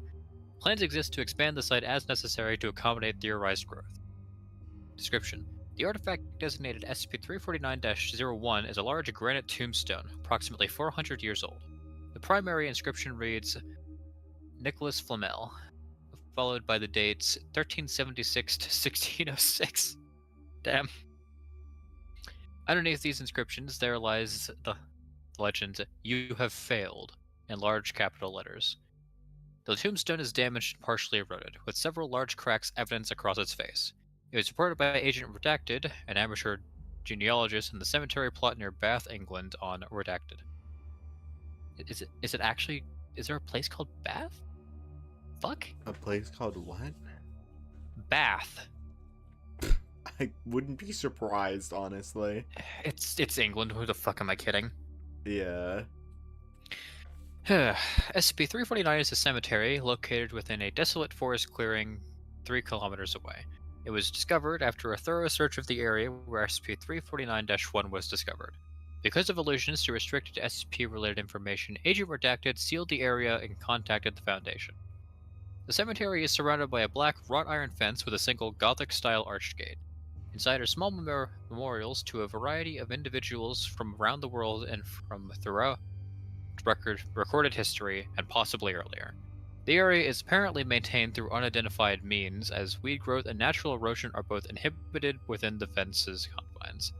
The epitaphs are brief and vicious, and the inscriber appears to equally claim responsibility for the death of each individual. So, in some cases, the inscriptions are partially spiteful or vindictive, and seem to indicate personal animosity towards the inscriber and the individual interred. See Survey 349-B. An analysis of historical records has been able to confirm the existence of some of the individuals mentioned, often by way of mythology. All substantiated historical personalities appear to have pursued or supposedly attained eternal life through a diversity of means. This does not appear to include those who are born with immortality, such as... Yeah, fucking pick an immortal. Okay, cool. Or races/species such as the data expunged. Among these identified are personages who are obscured, hidden, or only known to be unaging to certain esoteric orders, and whose existence is a secret to common knowledge. This includes Redacted, Great, who are known only in Foundation records. Furthermore, the site references a number of famous figures who apparently passed on much later than historically recorded, such as Christopher Columbus, Sir Francis Bacon, and Albert Heim.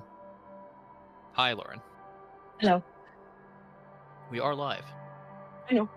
Okay. Finally, there exists a small group of buried individuals for which we have no important files or mythology. A few have been tentatively identified as rich or eccentric figures of little renown from many places and times. Full information is available in Survey 349-B. Individuals referenced within SCP-349 appear to have lived an average of 100 years or longer than the mean lifespan at their time of death. The longest life recorded at the site as of this writing was through careful study and comparison to ancient biblical gospels, theorized to be that of the Wandering Jew, 750 years. Based on this figure's supposed death, it is hypothesized that data expunged. Great. Okay. Data expunged. Wow, wow. Oh, yeah, that's the stuff. I wonder what happened. They died. Memorial materials and design, body preparation, burial style, religious symbolism, and inscription languages all appear to correspond to the era and culture in which the deceased was born. The oldest site identified is a carved pile of elephant bones, fit together with grooved notches and covered in incomprehensible pictographs and tribal marking. The earliest decipherable incantation is in Sumerian on a simple rock dedicated to Kuaya the Heart Eater. You sold your clan into slavery and devoured the flesh of your family and received your reward. The corpses in most graves are in a state of decay corresponding to their age, some of the older ones almost dust. Despite the varieties of burial methods, close inspection reveals that a majority, 90%, of the plots show scratch marks on the material that was blocking escape, or signs of attempted tunneling to the surface. Nevertheless, each plot excavated so far has a corpse or set of bones afforded to it. The confirmed age of the various plots, the historical accuracy of its allusions, and the demonstrated familiarity of its keeper with classified Foundation knowledge of modern immortals suggest that SCP-349 is not a simple hoax. Containment has been established to facilitate study and to determine if contact can be made with the entities responsible for it. Active intervention of these beings is theorized to have been responsible for Redacted, as well as the demise of SCP-149-D while in Foundation custody during data expunged. What was 149 again? Yeah, we'll look later. Yeah, go check that out. The latter is one of two unique instances where an entirely preserved body was unearthed. Although the preservation seems to derive from properties the deceased displayed in life rather than any condition imposed in death. The other instance is the remnants of Colosso, whatever the fuck, of Britannica, a little-known mythological figure who could apparently withstand volleys of arrows and direct strikes with swords. Cool. Little-known mythological figure who was apparently... Okay. In both cases, they were found with extreme terror on their faces and their mouths were twisted as if screaming. Okay. Addendum 349A. Deeper within the necropolis, excavators found a crypt holding a series of unrelated corpses placed together deliberately, apparently in a place of honor. Investigation into their identities, data expunged. Strict containment has been imposed to prevent any suggestion of this from reaching the public as data expunged. Yay. Hey, looks if you I would. believe 149 is the mosquito that turns people into more mosquitoes. Like, Ugh. that one? If you remember? Mm. The really gross one where they, like, tunnel out from whatever ducts available. Yeah. I Maybe that was before it got rewritten, or maybe it was don't know before what the that mosquito is, one yeah. was written. No idea. Anyway. Hold on, I didn't catch what was in the addendum. What was it? I'll just reread it. Deeper within the necropolis, excavators found a crypt holding a series of unrelated corpses placed together deliberately, apparently in a place of honor. Investigation into their identities, data expunged. Strict containment has been imposed to prevent any suggestion of this from reaching the public as data expunged. Damn it. Oh, wow, there's a lot of people in this. Inscription Survey 349B. Nicholas Flamel, 1376 to 1606. You have failed. Count Saint Germain, 1713 to 1901. Nice trick. Tithonus, negative 465 to negative 370. Exactly what you wanted. Sir Galahad, 1222 to redacted. Pure thy heart shall ever remain. Christopher Columbus, 1451 to 1520. A whole new world to explore. Sir Francis Bacon, 1561 to 1739. Think of the children. I like how Columbus lived to be like 70. And that Yeah. was enough to earn his place here. I don't know if it's a matter of earning place, but I think it is. uh, It was something about whatever. being immortal in like one way or another. And so I'm Ties to imagining being that immortal, I one would guess. be like Yeah, immortal, like as in functionally he's been relevant for that long, I guess. I Or guess. known? I don't know. Herbert Heim, 1914 to 2008. A final. God damn it. I don't get it. I don't I'm remember. not. I'm more so just the phrase. I'm not reading that. Oh, okay.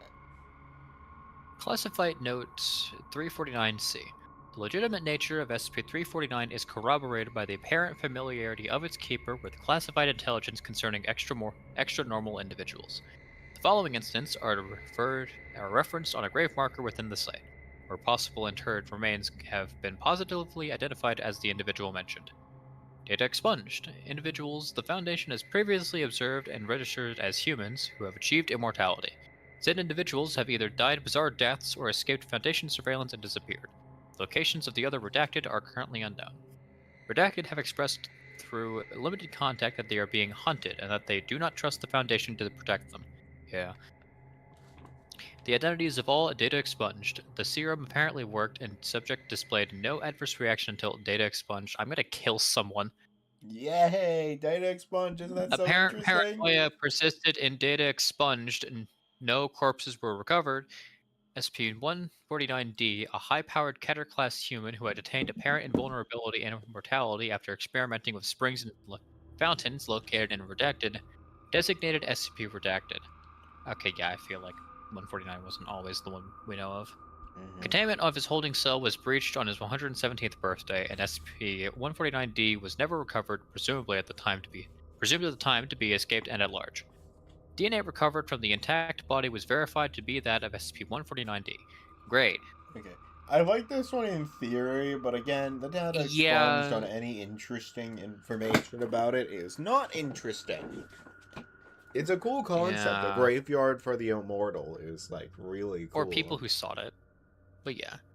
Yeah. Yeah, I feel like I seem to recall Columbus did like vaguely look for immortality, but that was kind of more of a footnote or personal project after a point. He was very busy It being an was a asshole in the hobby. new world. Just Well, kind of a compared to what side he was project. doing, compared to what other shit he was doing, yeah, that's his exploits into trying to become immortal were kind of lesser.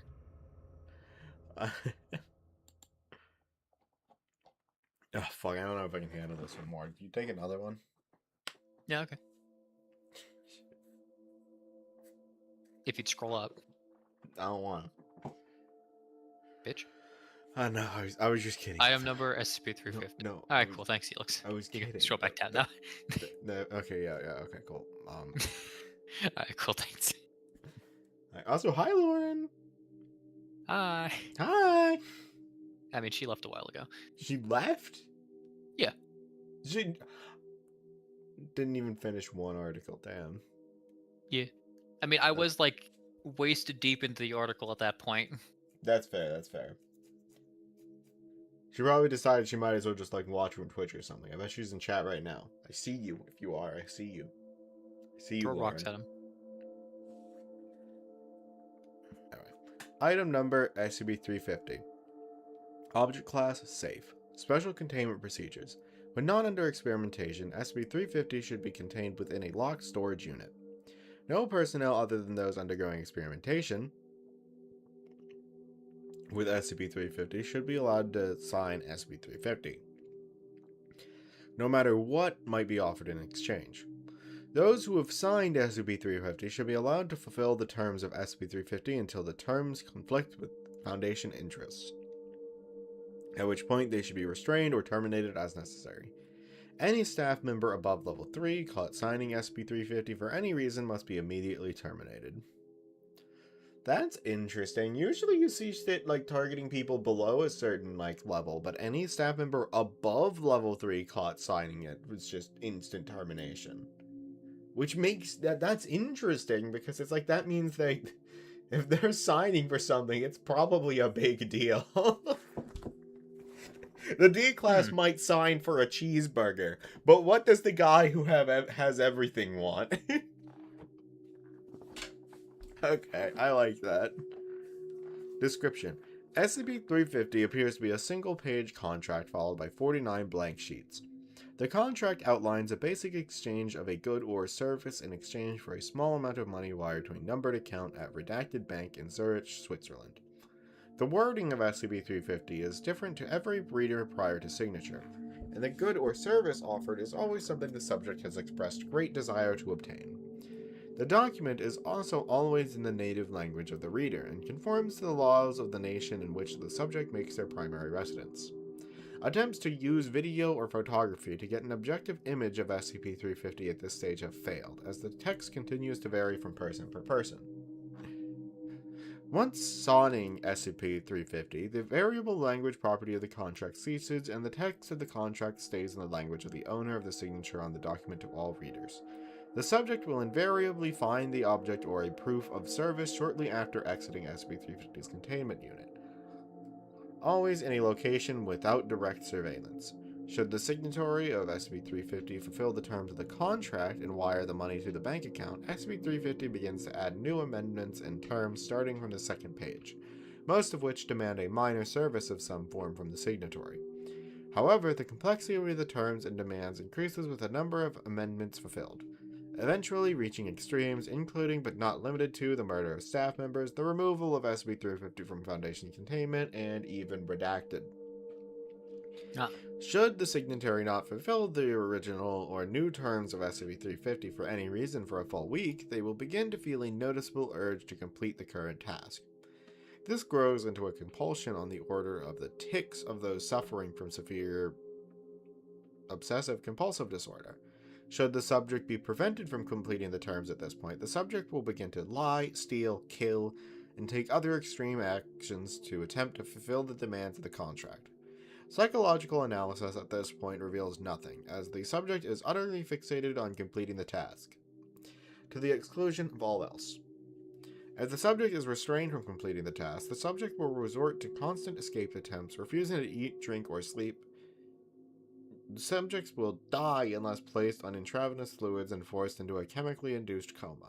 At this point, their metabolism and bodily functions will begin to speed up until the subject dies from either a heart attack or the inability of extravenous therapy equipment to keep up with the metabolism. Okay. This one needs a rewrite. Yeah, There's like like nothing idea. here. Like, I swear we already did something that's like very similar. Like, oh, it's a contract, you get what you want, but bad thing happens. This one just doesn't do anything extra with it. It just keeps fucking you up until you die, and that's it. There's Yeah, I no thought this win. one was going to just be like financial fuckery, so it's like, okay, yeah. Anyone who has actual meaningful assets to the Foundation, if we catch you signing this, your ass is dead. Yeah.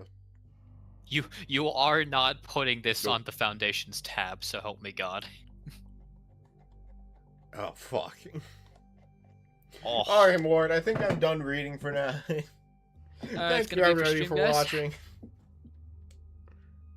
No. Alright. Yeah. Item number 351. Level 3 Confidential. Containment class Euclid. Disruption class Kennek. Risk class Caution.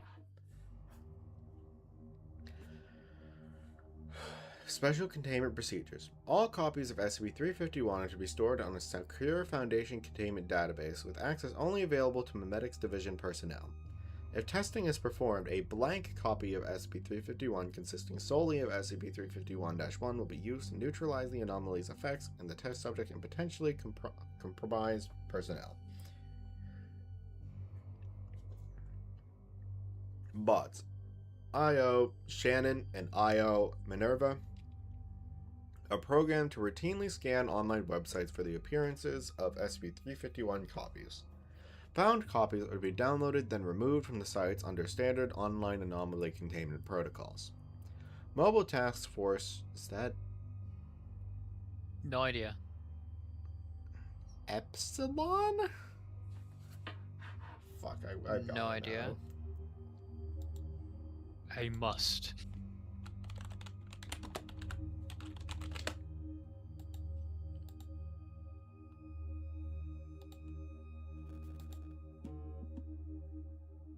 No, is that Psi? I don't fucking know. I think that's Psi. Psi 13. That sounds right. That sounds real. Okay, Psi 13. Yeah, okay, we'll have your one after this one, Opera.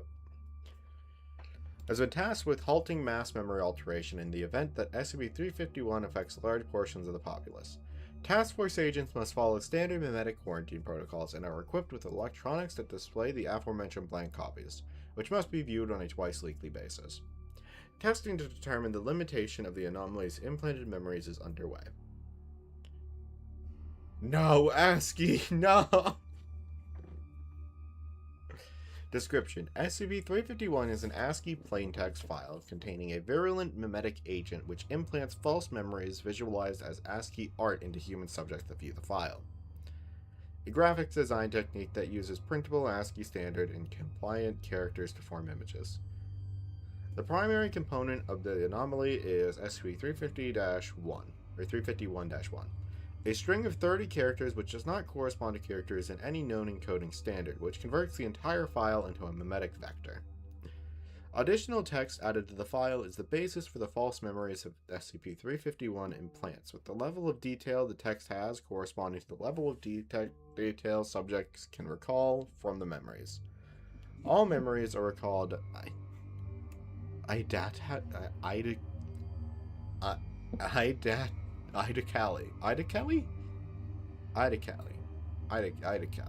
and are resilient to all amnestic treatments and effects. Copies of the file -A display the same properties, however exposing subjects to 351 or a copy of the file lacking text other than SCP-351-1, hereafter blanks, results in the memory being replaced by a blank memory, entirely removing it. This, in turn, serves as the primary method of removing the memetic infection. One moment.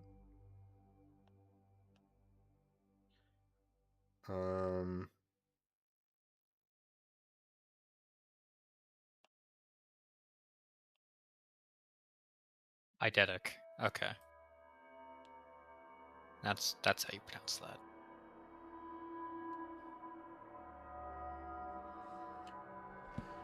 Eidetic? That sounds right. Eidetic. It's just... Idacali. Photographic memory. It's still hard to Kind of. say. Idacali. Eidetically. Identically. There you go. Okay. God. I did. Despite the clear recall, subjects report that the memories lack the immediacy and richness of other memories. It is theorized that this results of the string of text the memories are based on inherently lacking the sensory quality that normal memories are based on. Subjects memetically compromised by the files, hereafter -B instances, are capable of implanting their false memories into persons they associate with, such as friends or colleagues. Conversations of any medium involving an instance will result in the instance discussing memories from SCP-351, turning the conversation into a memetic vector which affects all persons involved in it. These affected persons become further -B instances and can spread the meme in the same manner. Beyond the addition of previously non-existent memories, -B experience few other cognitive effects. Instances behave as they would prior to infection when not in conversation with uninfected individuals, and questioning regarding any ways 351 memories conflict with actual memories is met with disregard. Symptoms of lethargy, anhedonia, and apathy have been observed in -B instances, at significantly higher rates of incidence than in the unexposed population. Addendum 1. SCP-351 Text Samples. The following are excerpts from SCP-351-A, instances as they were found at the time of the discovery. Full copies of the file contents are available in document 351-RT-267.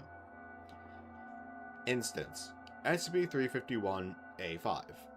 You are marching through the forest, everything dark except for the flashlights of fellow survivors and the enemy bombs going off overhead.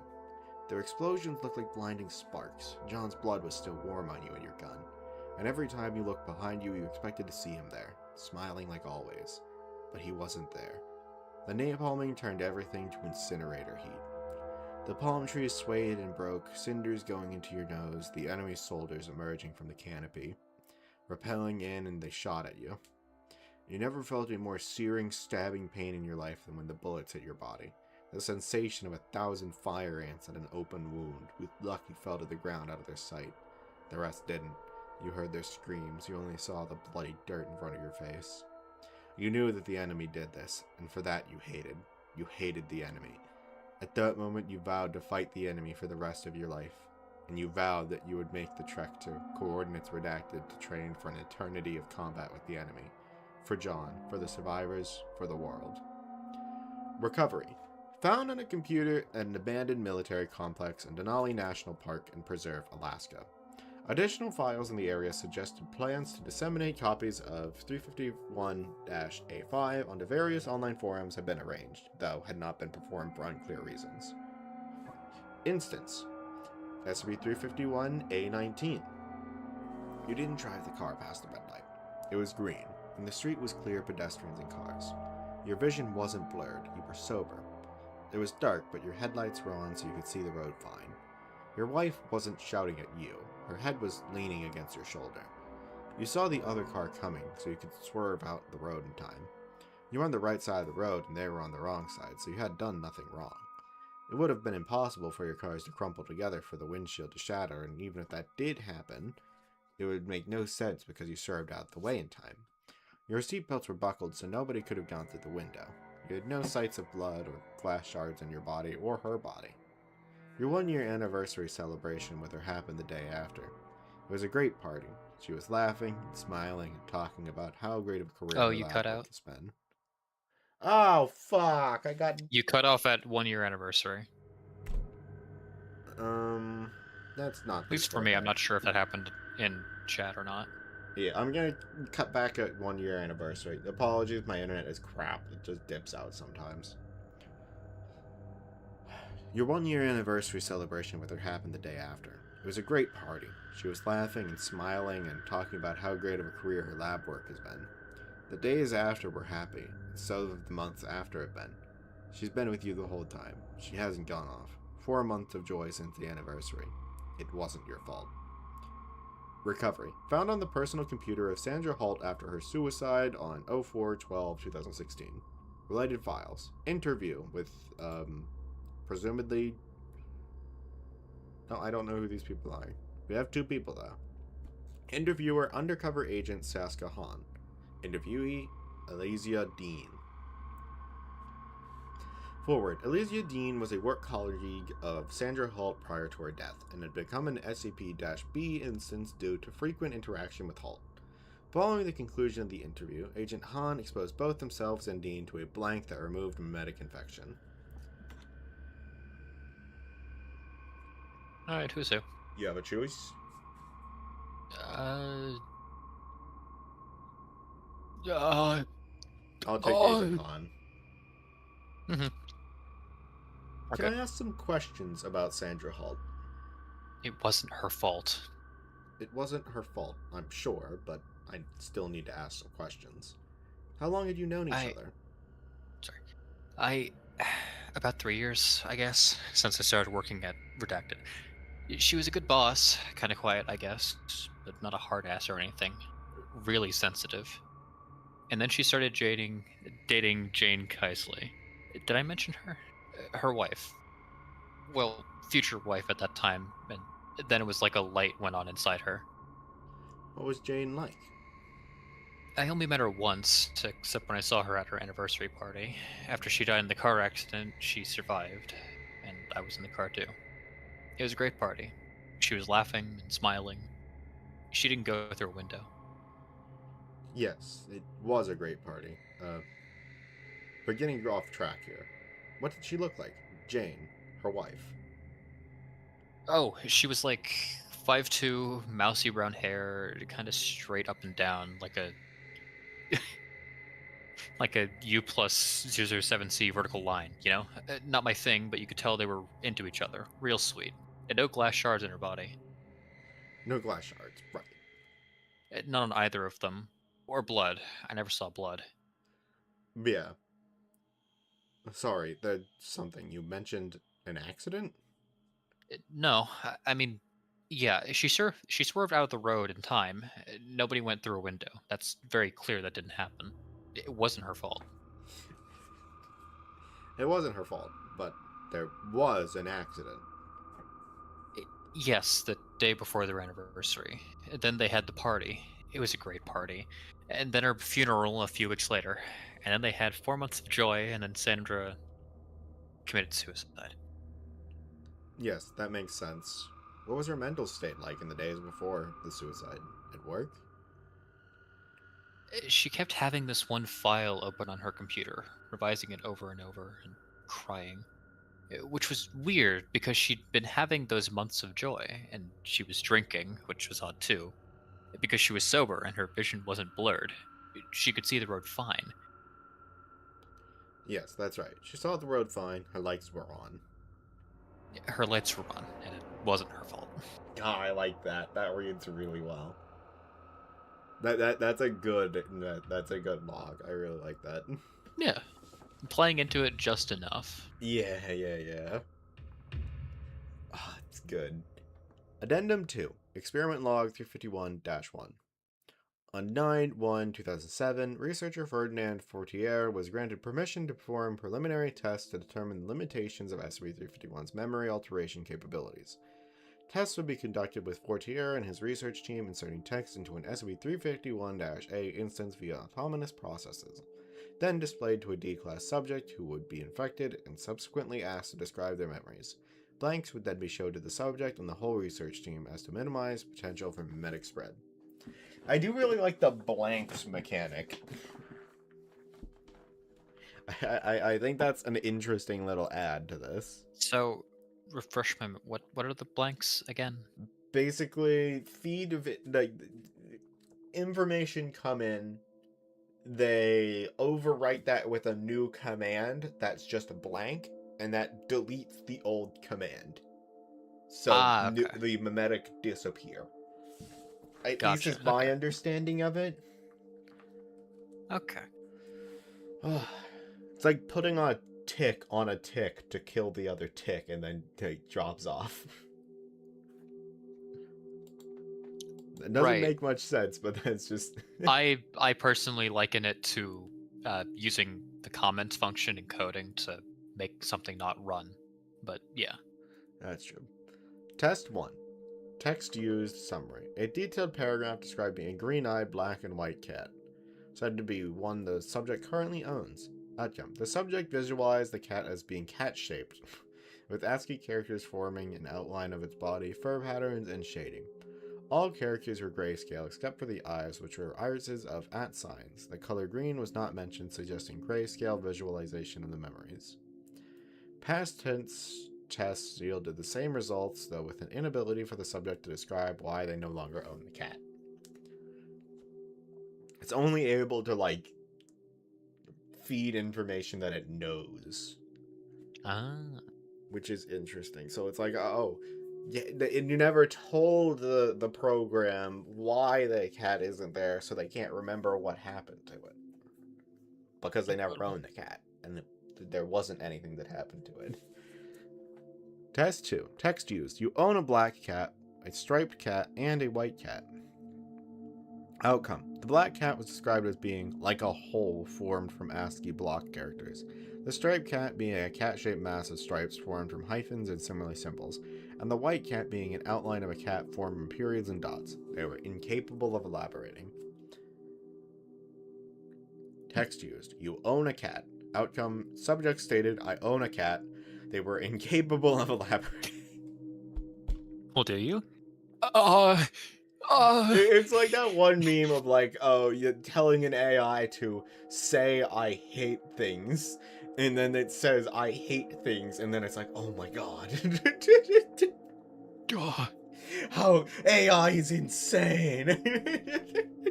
It's sentient, guys. No. No.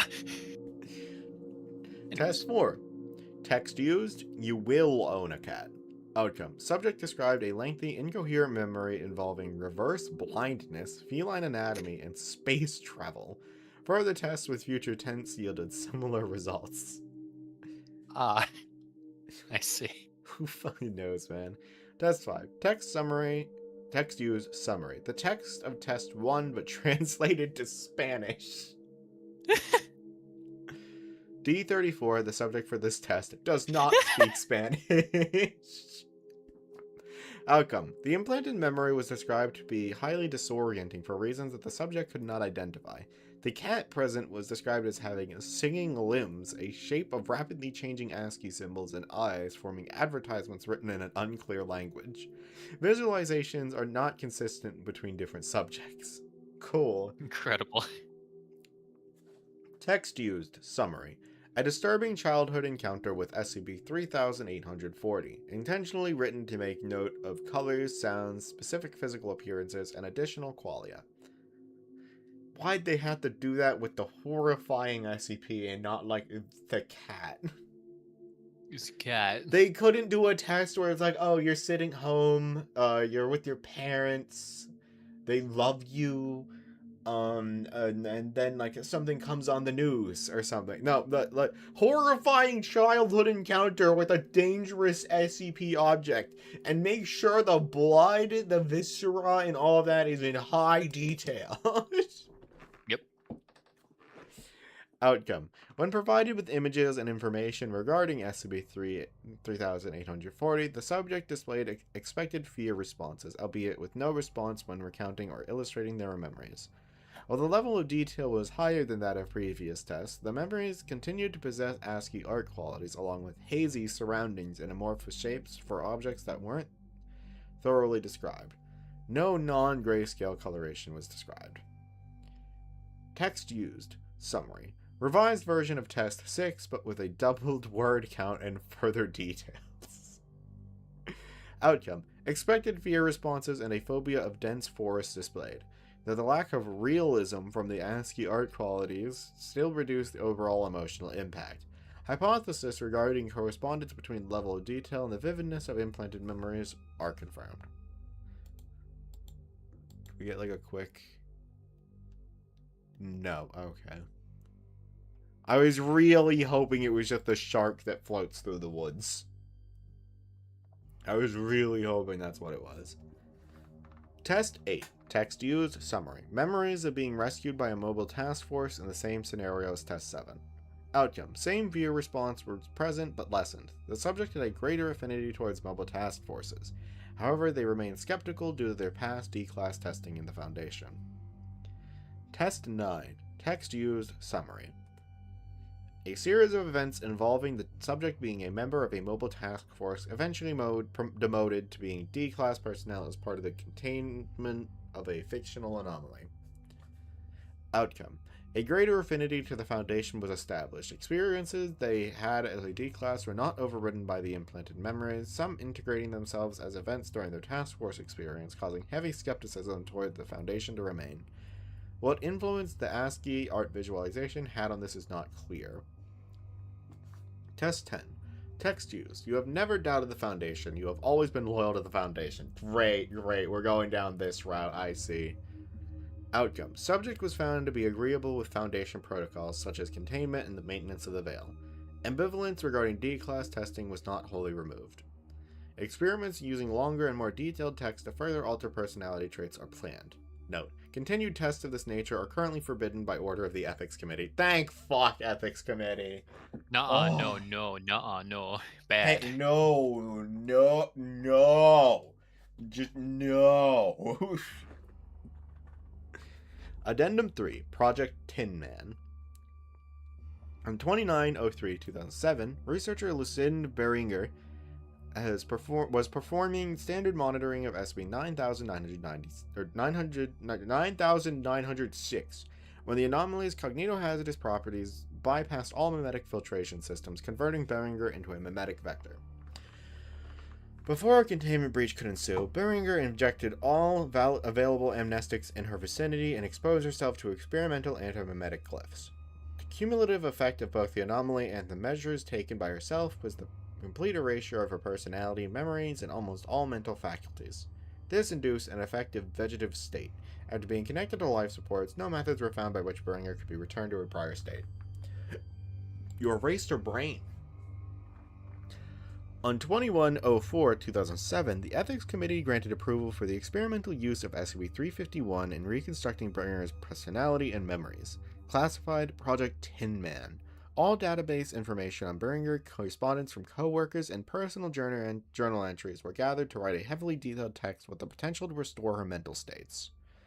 Containment of SCP-9906 necessitated that ties to all individuals beyond the Mimetics Division be severed by researchers assigned to the anomaly and intended to limit the potential for accidental mimetic spread. Said text would be comprised of all known thoughts, life events, memories, and personality traits arranged in chronological order. By 1/10/2007, the text had reached 50,000 words. Oh my god.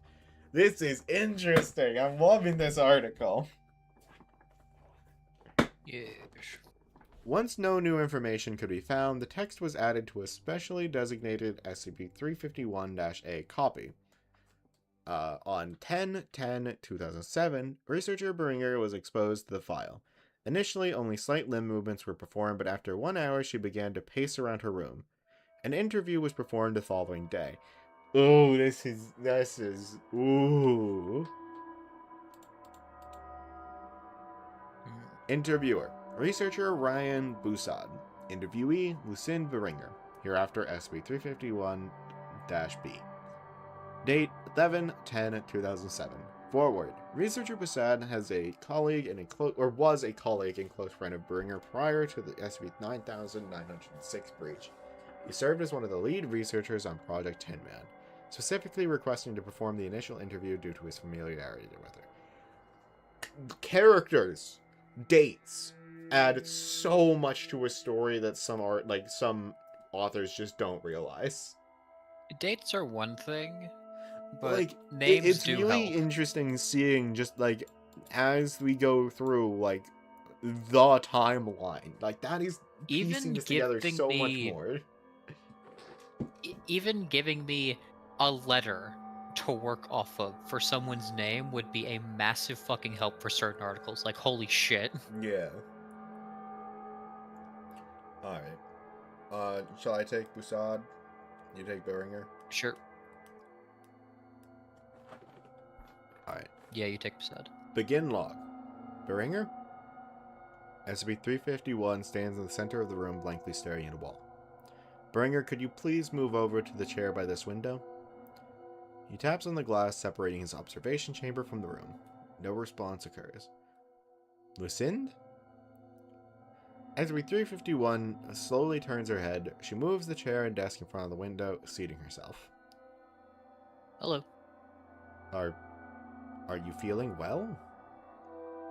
I'm feeling fine. Okay, that's good.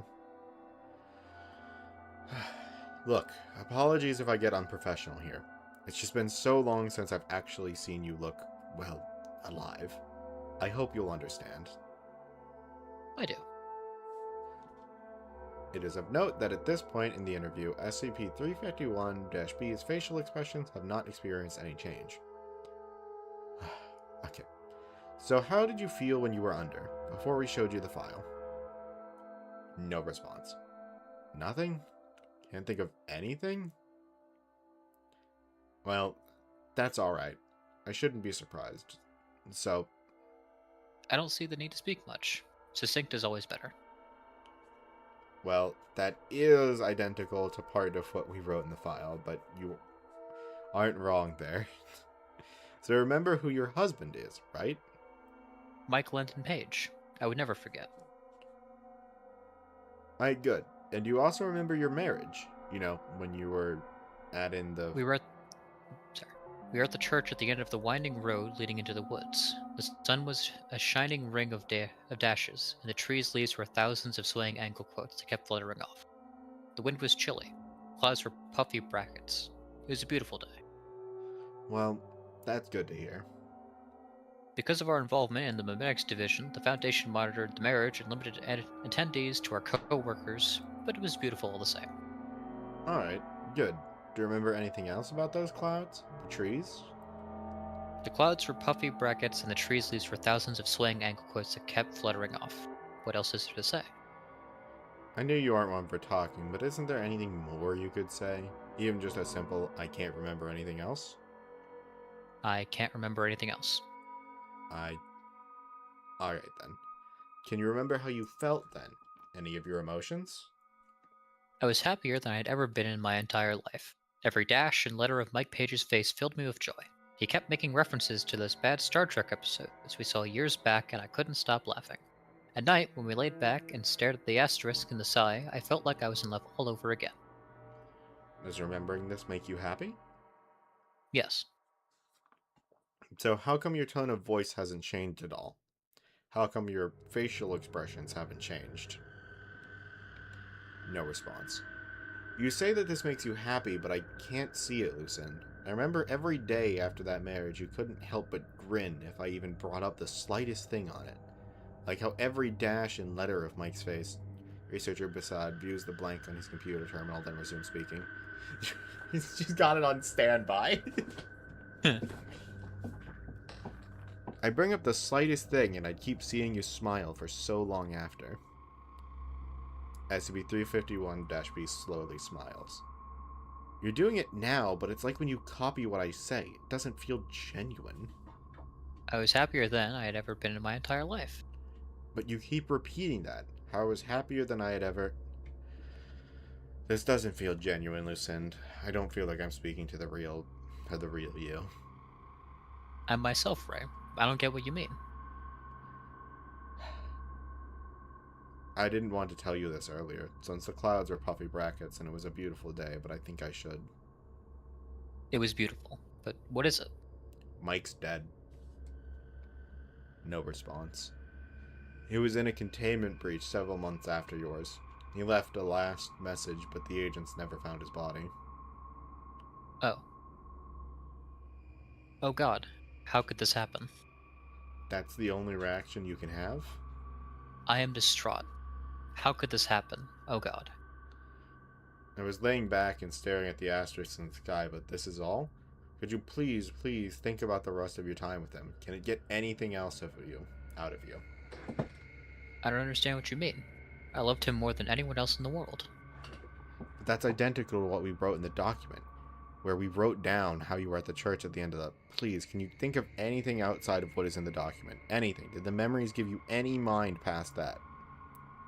I loved him more than anyone else in the world. That's just what we wrote. It's word for word what we wrote. He had such beautiful gray gradients of hashtags and ampersand in his eyes. I loved him more than anyone else in the world. That's just... I loved him more than anyone else in the world. I loved him more than anyone else in the world. I'm sorry, Lucind.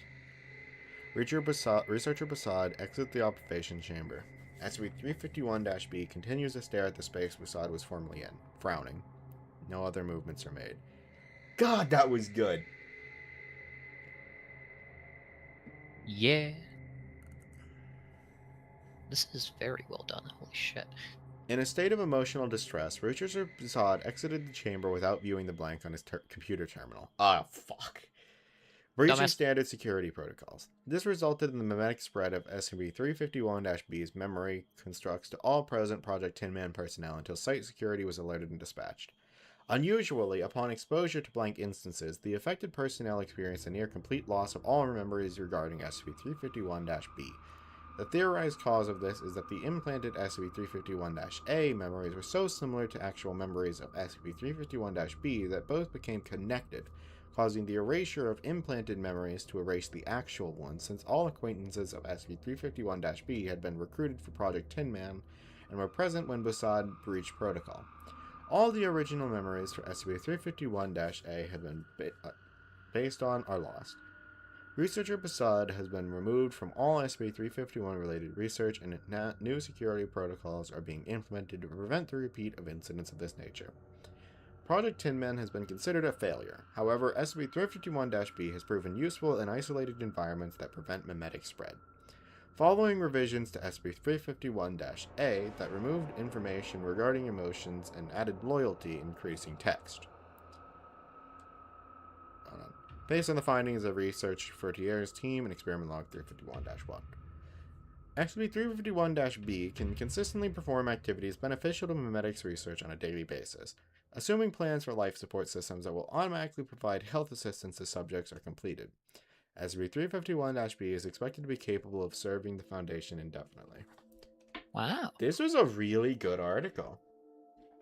Yeah. I no, this is really neat. enjoyed this one. Like, it's so well written. Actual dates, names, characters. Gives you enough Oh. information to think. Love it. Great article. I'm giving this one a plus. Oh, okay. Ah. Never mind. I'm not a site member, apparently. Die. That means my opinion doesn't matter. This is true and real.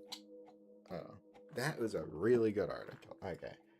I think we have one more recommended from WeFit, and then we could probably call it for stream today. If they're still here. It has been a minute, but 1875.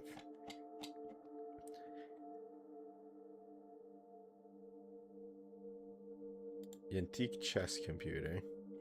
Alright. Oh, fuck. Well. I like the image. Oh, boy. Alright. I've got to go to the Item. bathroom real quick. Okay, I'll wait. I'm free to start reading if you like. No. That's fair.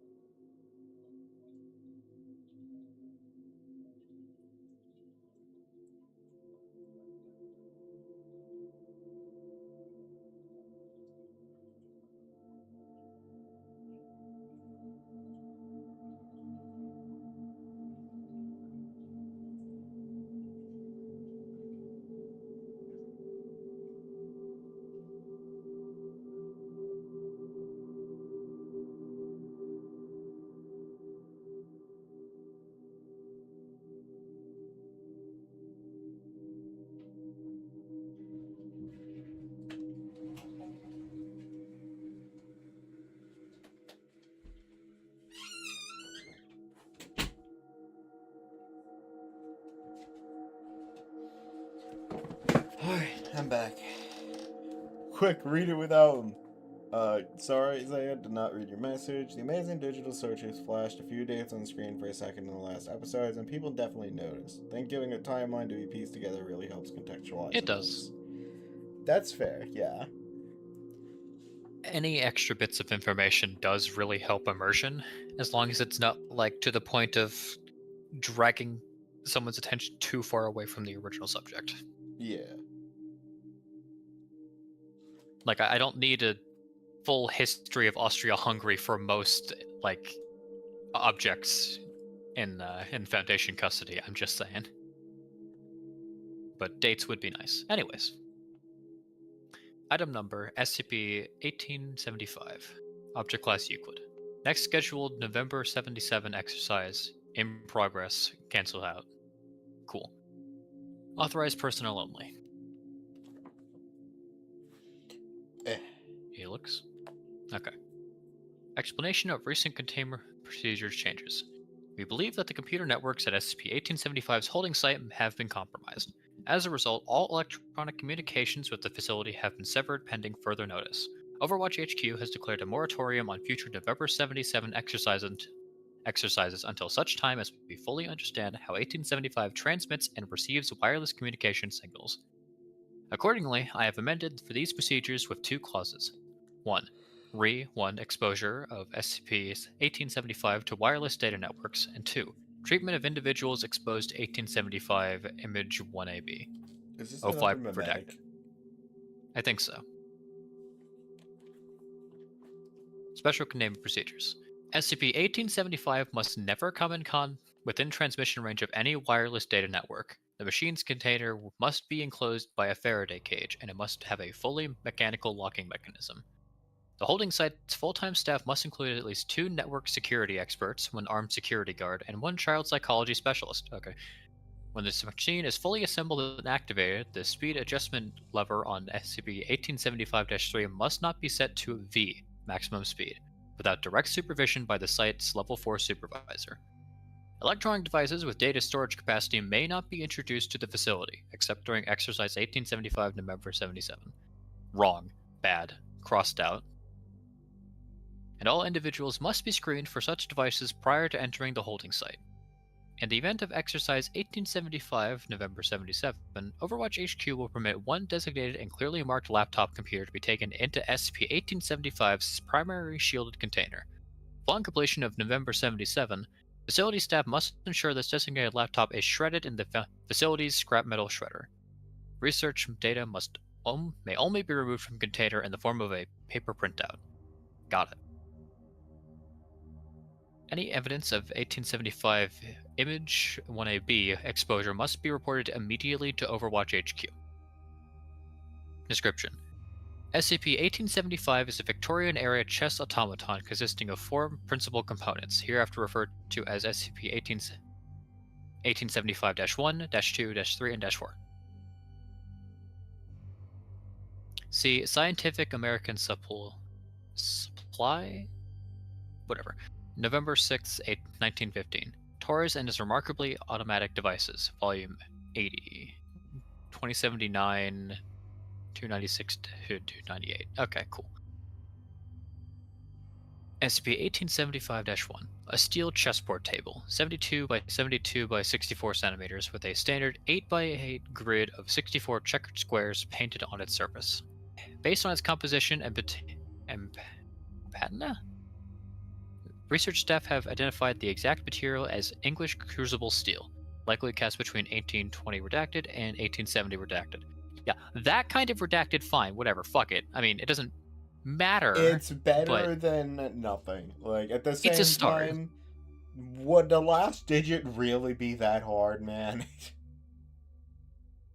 I feel like it's harder to already put the speculating. redacted symbol in the text than to just be like, yeah, 1827 and 1875.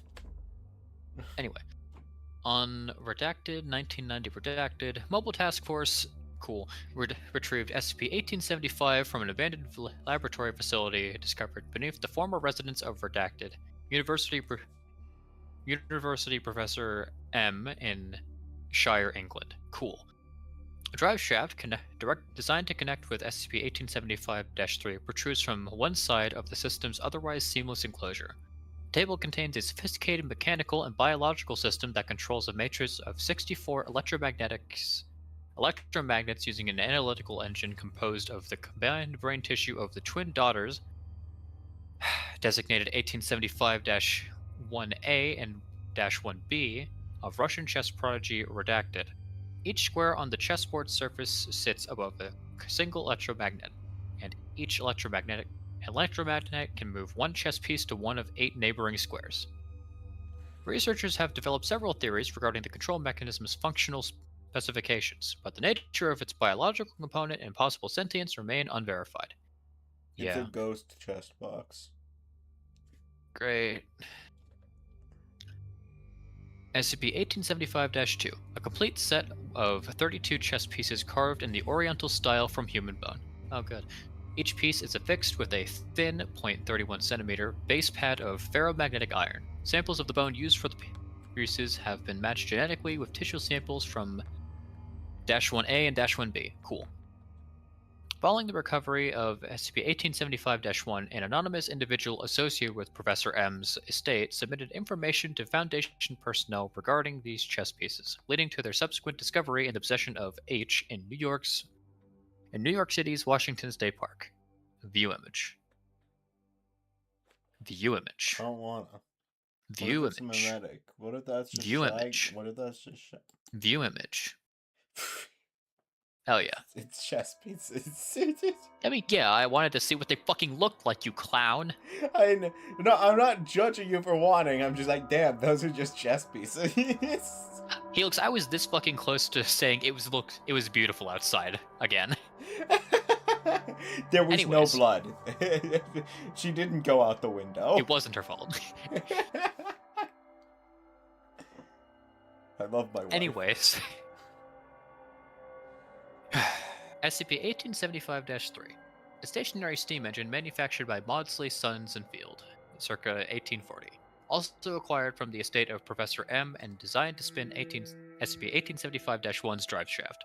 The engine has been modified from factory stock to allow speed adjustments. It has 5 speed settings, labeled in Roman numerals. View image. Yes. Yeah! The doohickey. Let's fucking go! I love how nonsensical old, like, that era of, like, machinery can look sometimes. Like, what the fuck is half of that? Yeah, I imagine there's a purpose to all of it, but Oh, it's yeah, like, no, there is a purpose, but looking at it, you can't really tell at a glance if you're not, like, one of those kinds of geek. yeah. I like the table that's it's on, like specifically designed Like, for it looks that- like it could be a fucking, wood stove, almost. Yeah. I like the Anyways. 2-ball contraption over here. That's... Yeah. It looks Yeah. like when it's on, it just goes like woo, and like the balls spin around. And it goes like up and down. The doohickey. Alright. SCP-1875-4. Okay. And suit of 18th century samurai armor in the Gusoku style. Arrived in storage case with SCP-1875-3, courtesy of Professor M's estate. Historical evidence suggests that SCP-1875-4 would have been situated on a chair beside the chess table, serving as a performance prop. Staff have not observed any objectively unusual activities. However, several visiting researchers have reported prolonged feelings of anxiety after making eye contact with the armor's faceplate. Yeah. He looks if you would. Yeah, apologies. Yeah. I do appreciate the effort to source images, but I do. Yeah. He's just kind this of guy there. was just like on a tour of a museum and was just like, oh hey, it's like let's just slap all of these in an SCP article. This is great. I love this. Addendum 1. Intake report. SCP involved 1875. Personnel involved. Redacted. Intake analyst. Date 1990 whenever the fuck. Site location redacted. Description. SCP-1875 appears to be a fully mechanical, chess-playing machine from the mid-19th century. Unlike other early mechanical chess devices, see Standage Tom the Turk, The Life and Times of the famous 18th century chess-playing machine. SCP-1875 does not appear to be designed to conceal a human operator within its case. SCP-1875 was built for the same purpose as contemporary devices, as a traveling curiosity designed to be played by volunteers before a group of spectators, who would be charged an admission fee. Identities of several of the machine's previous owners are known, see data expunged, but reliable information regarding its original designers and fabricators remains elusive. When questioned about the origin of SCP-1875, a representative from the estate of Professor M directed us to a Russian newspaper clipping, see data expunged, found among the professor's belongings. The article contains the disappearance of the twin 14-year-old daughters of Russian chess champion Redacted, on 18 Redacted. Subsequent historical records indicate that the girls were never found, and that Russian authorities failed to identify the persons responsible. However, we have yet to establish any connection between these events and SCP-1875. Wrong. Evidence of the machine's public appearances beginning in 18 redacted under the name The Samurai have been found in Russian, British, and American newspaper archives. See data expunged. The last recorded appearance of The Samurai occurred on April redacted 1906 in San Francisco, California. Its owner at the time, sideshow proprietor Mr. H.H., perished in the aftermath of the earthquake that struck San Francisco later that month. SCP-1875 was presumed to have been destroyed as well until its recent discovery by the Foundation. After assembling the components of SCP-1875 at the site redacted intake facility, we have begun testing the device for anomalous properties. Uh-oh, bad decision. I'm very, like... Is it a suit of armor that plays chess and hacks computers? Like, haunted by two Russian twins? I feel like the armor is almost superfluous at this point. It's just kind of there. I'm very lost, and I don't know if that's, like, normal? Well, we'll see. Source, 1875p inbox, archive, file 1875 redacted. From 1875p, Department Research Director to DL 1875. Subject retest 1875-55. Date 11/77/1999, 11/7/1999. Good try, idiot. 1658. Upon complete assembly, it was confirmed that SCP-1875's chess hardware is fully operational. In this test, a modern chess computer with variable strength software was used to measure SCP-1875's analytical intelligence. We positioned one member of D-Class personnel, 1875-D1, in containment with the machine, seated behind the chessboard's black side and facing 1875-D4, which we positioned behind the white side. 5 chess games were played, one on each of the steam engine's speed settings. Instructions were provided through wireless speakers from behind plexiglass shielding to move each piece. 1875-D1 remained unharmed and returned to site redacted for next assignment. Here's a quick list of the chess strength at each setting as estimated on ELO rating. We're confident about the numbers measured on settings 1 through 4. 80 to 1000 ELO on setting 1, 1000 to 1200 for 2, 1200 to 2500 for 3, 2500 to redacted for 4, and then V is fucking anyone's call. I'm sure I'd Got it. understand more about that if I understood fucking anything about, like, chess. ELO is just, like, general skill.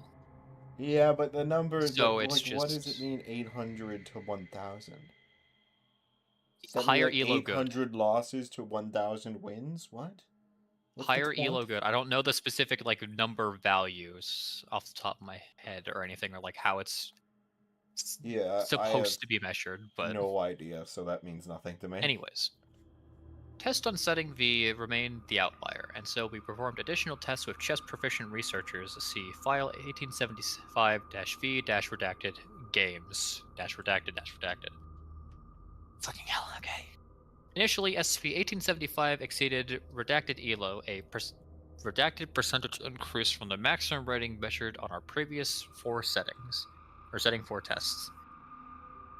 After game redacted, SCP-1875 chess play was marked by illogical moves. During game redacted, illegal moves were observed, forcing us to abandon games in progress. This activity was seen more frequently as testing progressed. After game redacted, erratic piece movement was observed. The speed at which SCP-1875 moved its pieces increased, and began to violently ram pieces together on the board.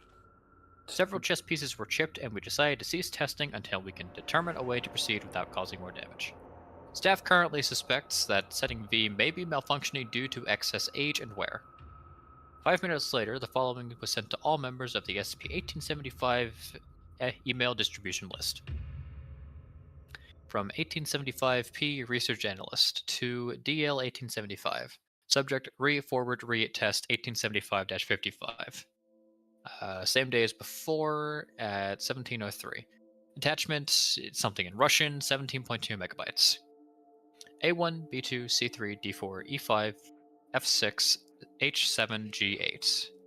1875 image, 1AB, redacted. Okay, cool, so it sent the fucking zip bomb or whatever it is. Who cares? Yeah.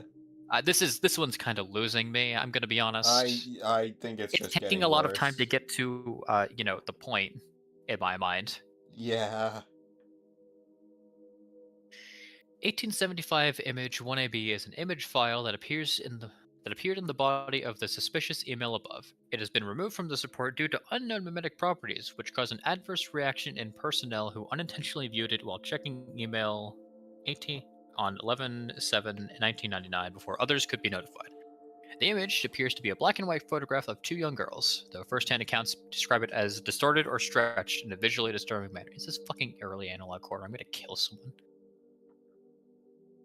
Whatever the fuck in Russian is an executable file written to control subtle background movements in 1875 image 1AB. It is theorized to drive 1875 image IMG's 1AB's mimetic effect. The researchers have yet to confirm this.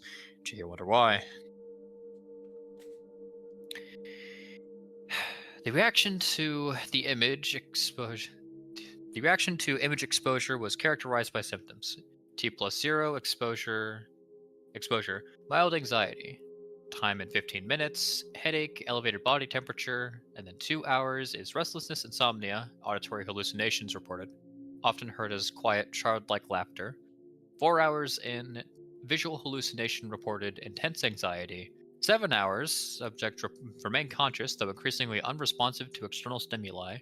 11 hours, a brief period of lucidity. Subject appears to recover and will demand immediate access to the computer on which the image was viewed. 12 hours, self-mutilation observed. 14 hours, redacted. Great. Awful. Okay. Just what the fuck, man? Why? That's it? Yeah, the 12 hours they self-mutilate. That's it. Okay, Nothing even cool. chest related. I'm going to kill myself. Reminder: the first priority for responding to any 1875 image 1AB exposure scenario must be removing the exposed persons from their workstations immediately and isolating them from all network computers. 05 redacted. Addendum 3, Incidents 55B. Authorized personnel only. Oh, cool. It's corrupted files. Is that red text clickable?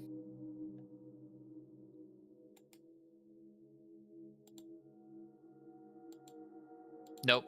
Cool. Don't bother. What? Huh? It's just. Okay, I see. Alright, we'll get reading. Sorry, I don't speak wingdings. E4, night. Knock knocks, who's there? We see you, Helix Slime, and the pawn and the king are in the same box. Pawn takes kick. Addendum 4. How did they know my name? Well, good thing I decided to be logged in for once. Well, good thing you decided to not name this like anything beyond one of your aliases. Fuck. Yeah. Full legal name. Wait a minute. Addendum 4, Exercise 1875, November 77. Authorized personnel only. Right. Corrupted. And attempting to upload the file. You know, the 17.2 megabyte zip bomb that's in Russian. It's just a fucking zip bomb. That's mimetic. You gotta Great. start. It's You gotta good. start reading. Uploading. Times 1, 2, 3, 4, 5, 6. Do we wanna? Several. I have a way to do this. Where's Control F. Find and edit. Find uploading. No, 552 times. Uploading times 552. I'm gonna murder whoever wrote this. So help me God. Also, yeah, this is just fuck ass analog horror. Get this away from me. I don't care for this one. No offense, we fit. No offense, I did not like this one. Yeah. Ugh, what the fuck is this shit, man? That's a very fair point, Killer Kitty. This story feels like it would only be enjoyable by a small niche group of people. It's a fucking haunted chess robot. I don't know what that any tries of to this fucking is all. It's a make you haunted kill chess yourself, robot. I guess. can I just say for the record, the entire backstory of this doesn't fucking track at all with its, like, 1,000 operation. rating? For why? For what purpose? We read, like, this is Okay. why, like, I was thinking of it during this article. The rating being, like, site members only feels so fucking, like, Reddit coded. Why is it site members only? If somebody reads the article and it's good, why not let them get an upvote? That's how we end up with good articles instead of just the only people who are able to rate things are the people who, like, went through the 30-step process to make a fucking Wikidot account. Like, I don't know, man. apparently having this account isn't good enough. I need to be a site member. I thought you were. Last time you fucking played this, or last time we fucking did this, you were able to upvote things fine. Nope, not allowed. Like, Is that 1,000? a recent change? You had like 3 other better articles today. Okay, so let me get this straight, right? We have a chess machine that some dipshit made. We have ties to a Russian chess professional's kidnapped daughters who are apparently just the fucking brain of this. They're ghosts, kind of. They somehow are able to. What do you mean? That's scary.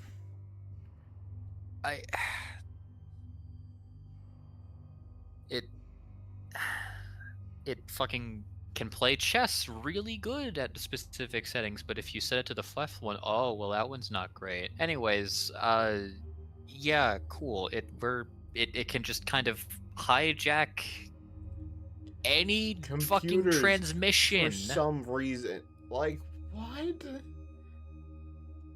Yeah, sorry, I didn't end up liking this one too much. No, it's all over the place with what it's trying to do. What was the point of the fucking armor set? We literally don't even know if that's tied to the boxer. I fucking called it. The armor set was not a goddamn point in this. Yeah, I thought the pieces moved from the electromagnets controlled by the brain. Where's the armor set in this? It was a prop. It was said as much to be a prop, so they just had it there for no reason. They didn't. That's enough. Yeah, read-only memory is good. Oh, we get the red pool next. Oh, hell yeah. Read-only memory was good from what I recall.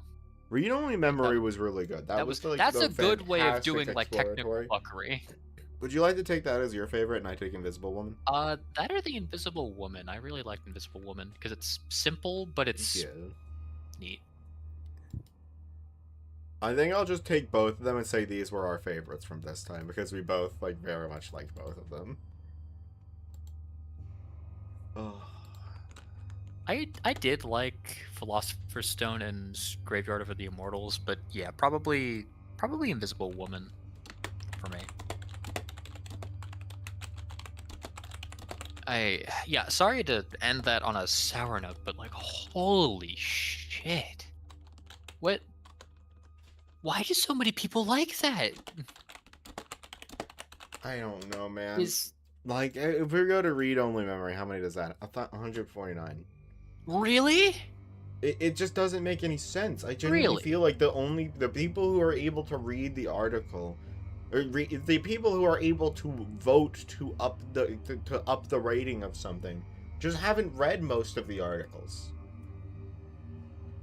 I don't see anything about that other one that would make it better than this. This was a fantastic article. You like the Terry one? That is completely fair. Terry is awesome. I loved Terry. Oh yeah, Terry was also really good, but I don't know. The Russian chess prodigy twin children ghosts that control the samurai electromagnetic machine are able to upload emails of the chess moves and also pictures that are stored in the brain somehow, that are somehow like messed up pictures of distorted children's faces that make you mutilate yourself after 12 hours. It's too much. And none of it's fucking for connected. Such like a lackluster like effect as well. It's just you kind of the effects of viewing the image were like anxiety, and then 12 hours later you mutilate yourself and then redacted. That has nothing to do with Chess or the robot or the twins. We don't get a backstory on the twins. We don't get what happened. We don't get anything. Oh, that's enough ranting. We got some good articles in today. We made some more study progress. I do like how many we've read so far. 350 is a huge number. Like, look at... The fact it takes me so long to scroll back to where we are now is... Ugh. We might hit 500 around or not around Christmas. I mean, maybe around Christmas, but I'm hoping around, like, Halloween. Maybe not around Halloween, but... No, probably not. We get, like, 5 to 10 in a stream, I think. Oh, well. That will be it for today, chat. Thank you all for watching. Goodbye. Bye. Bye-bye. Whew.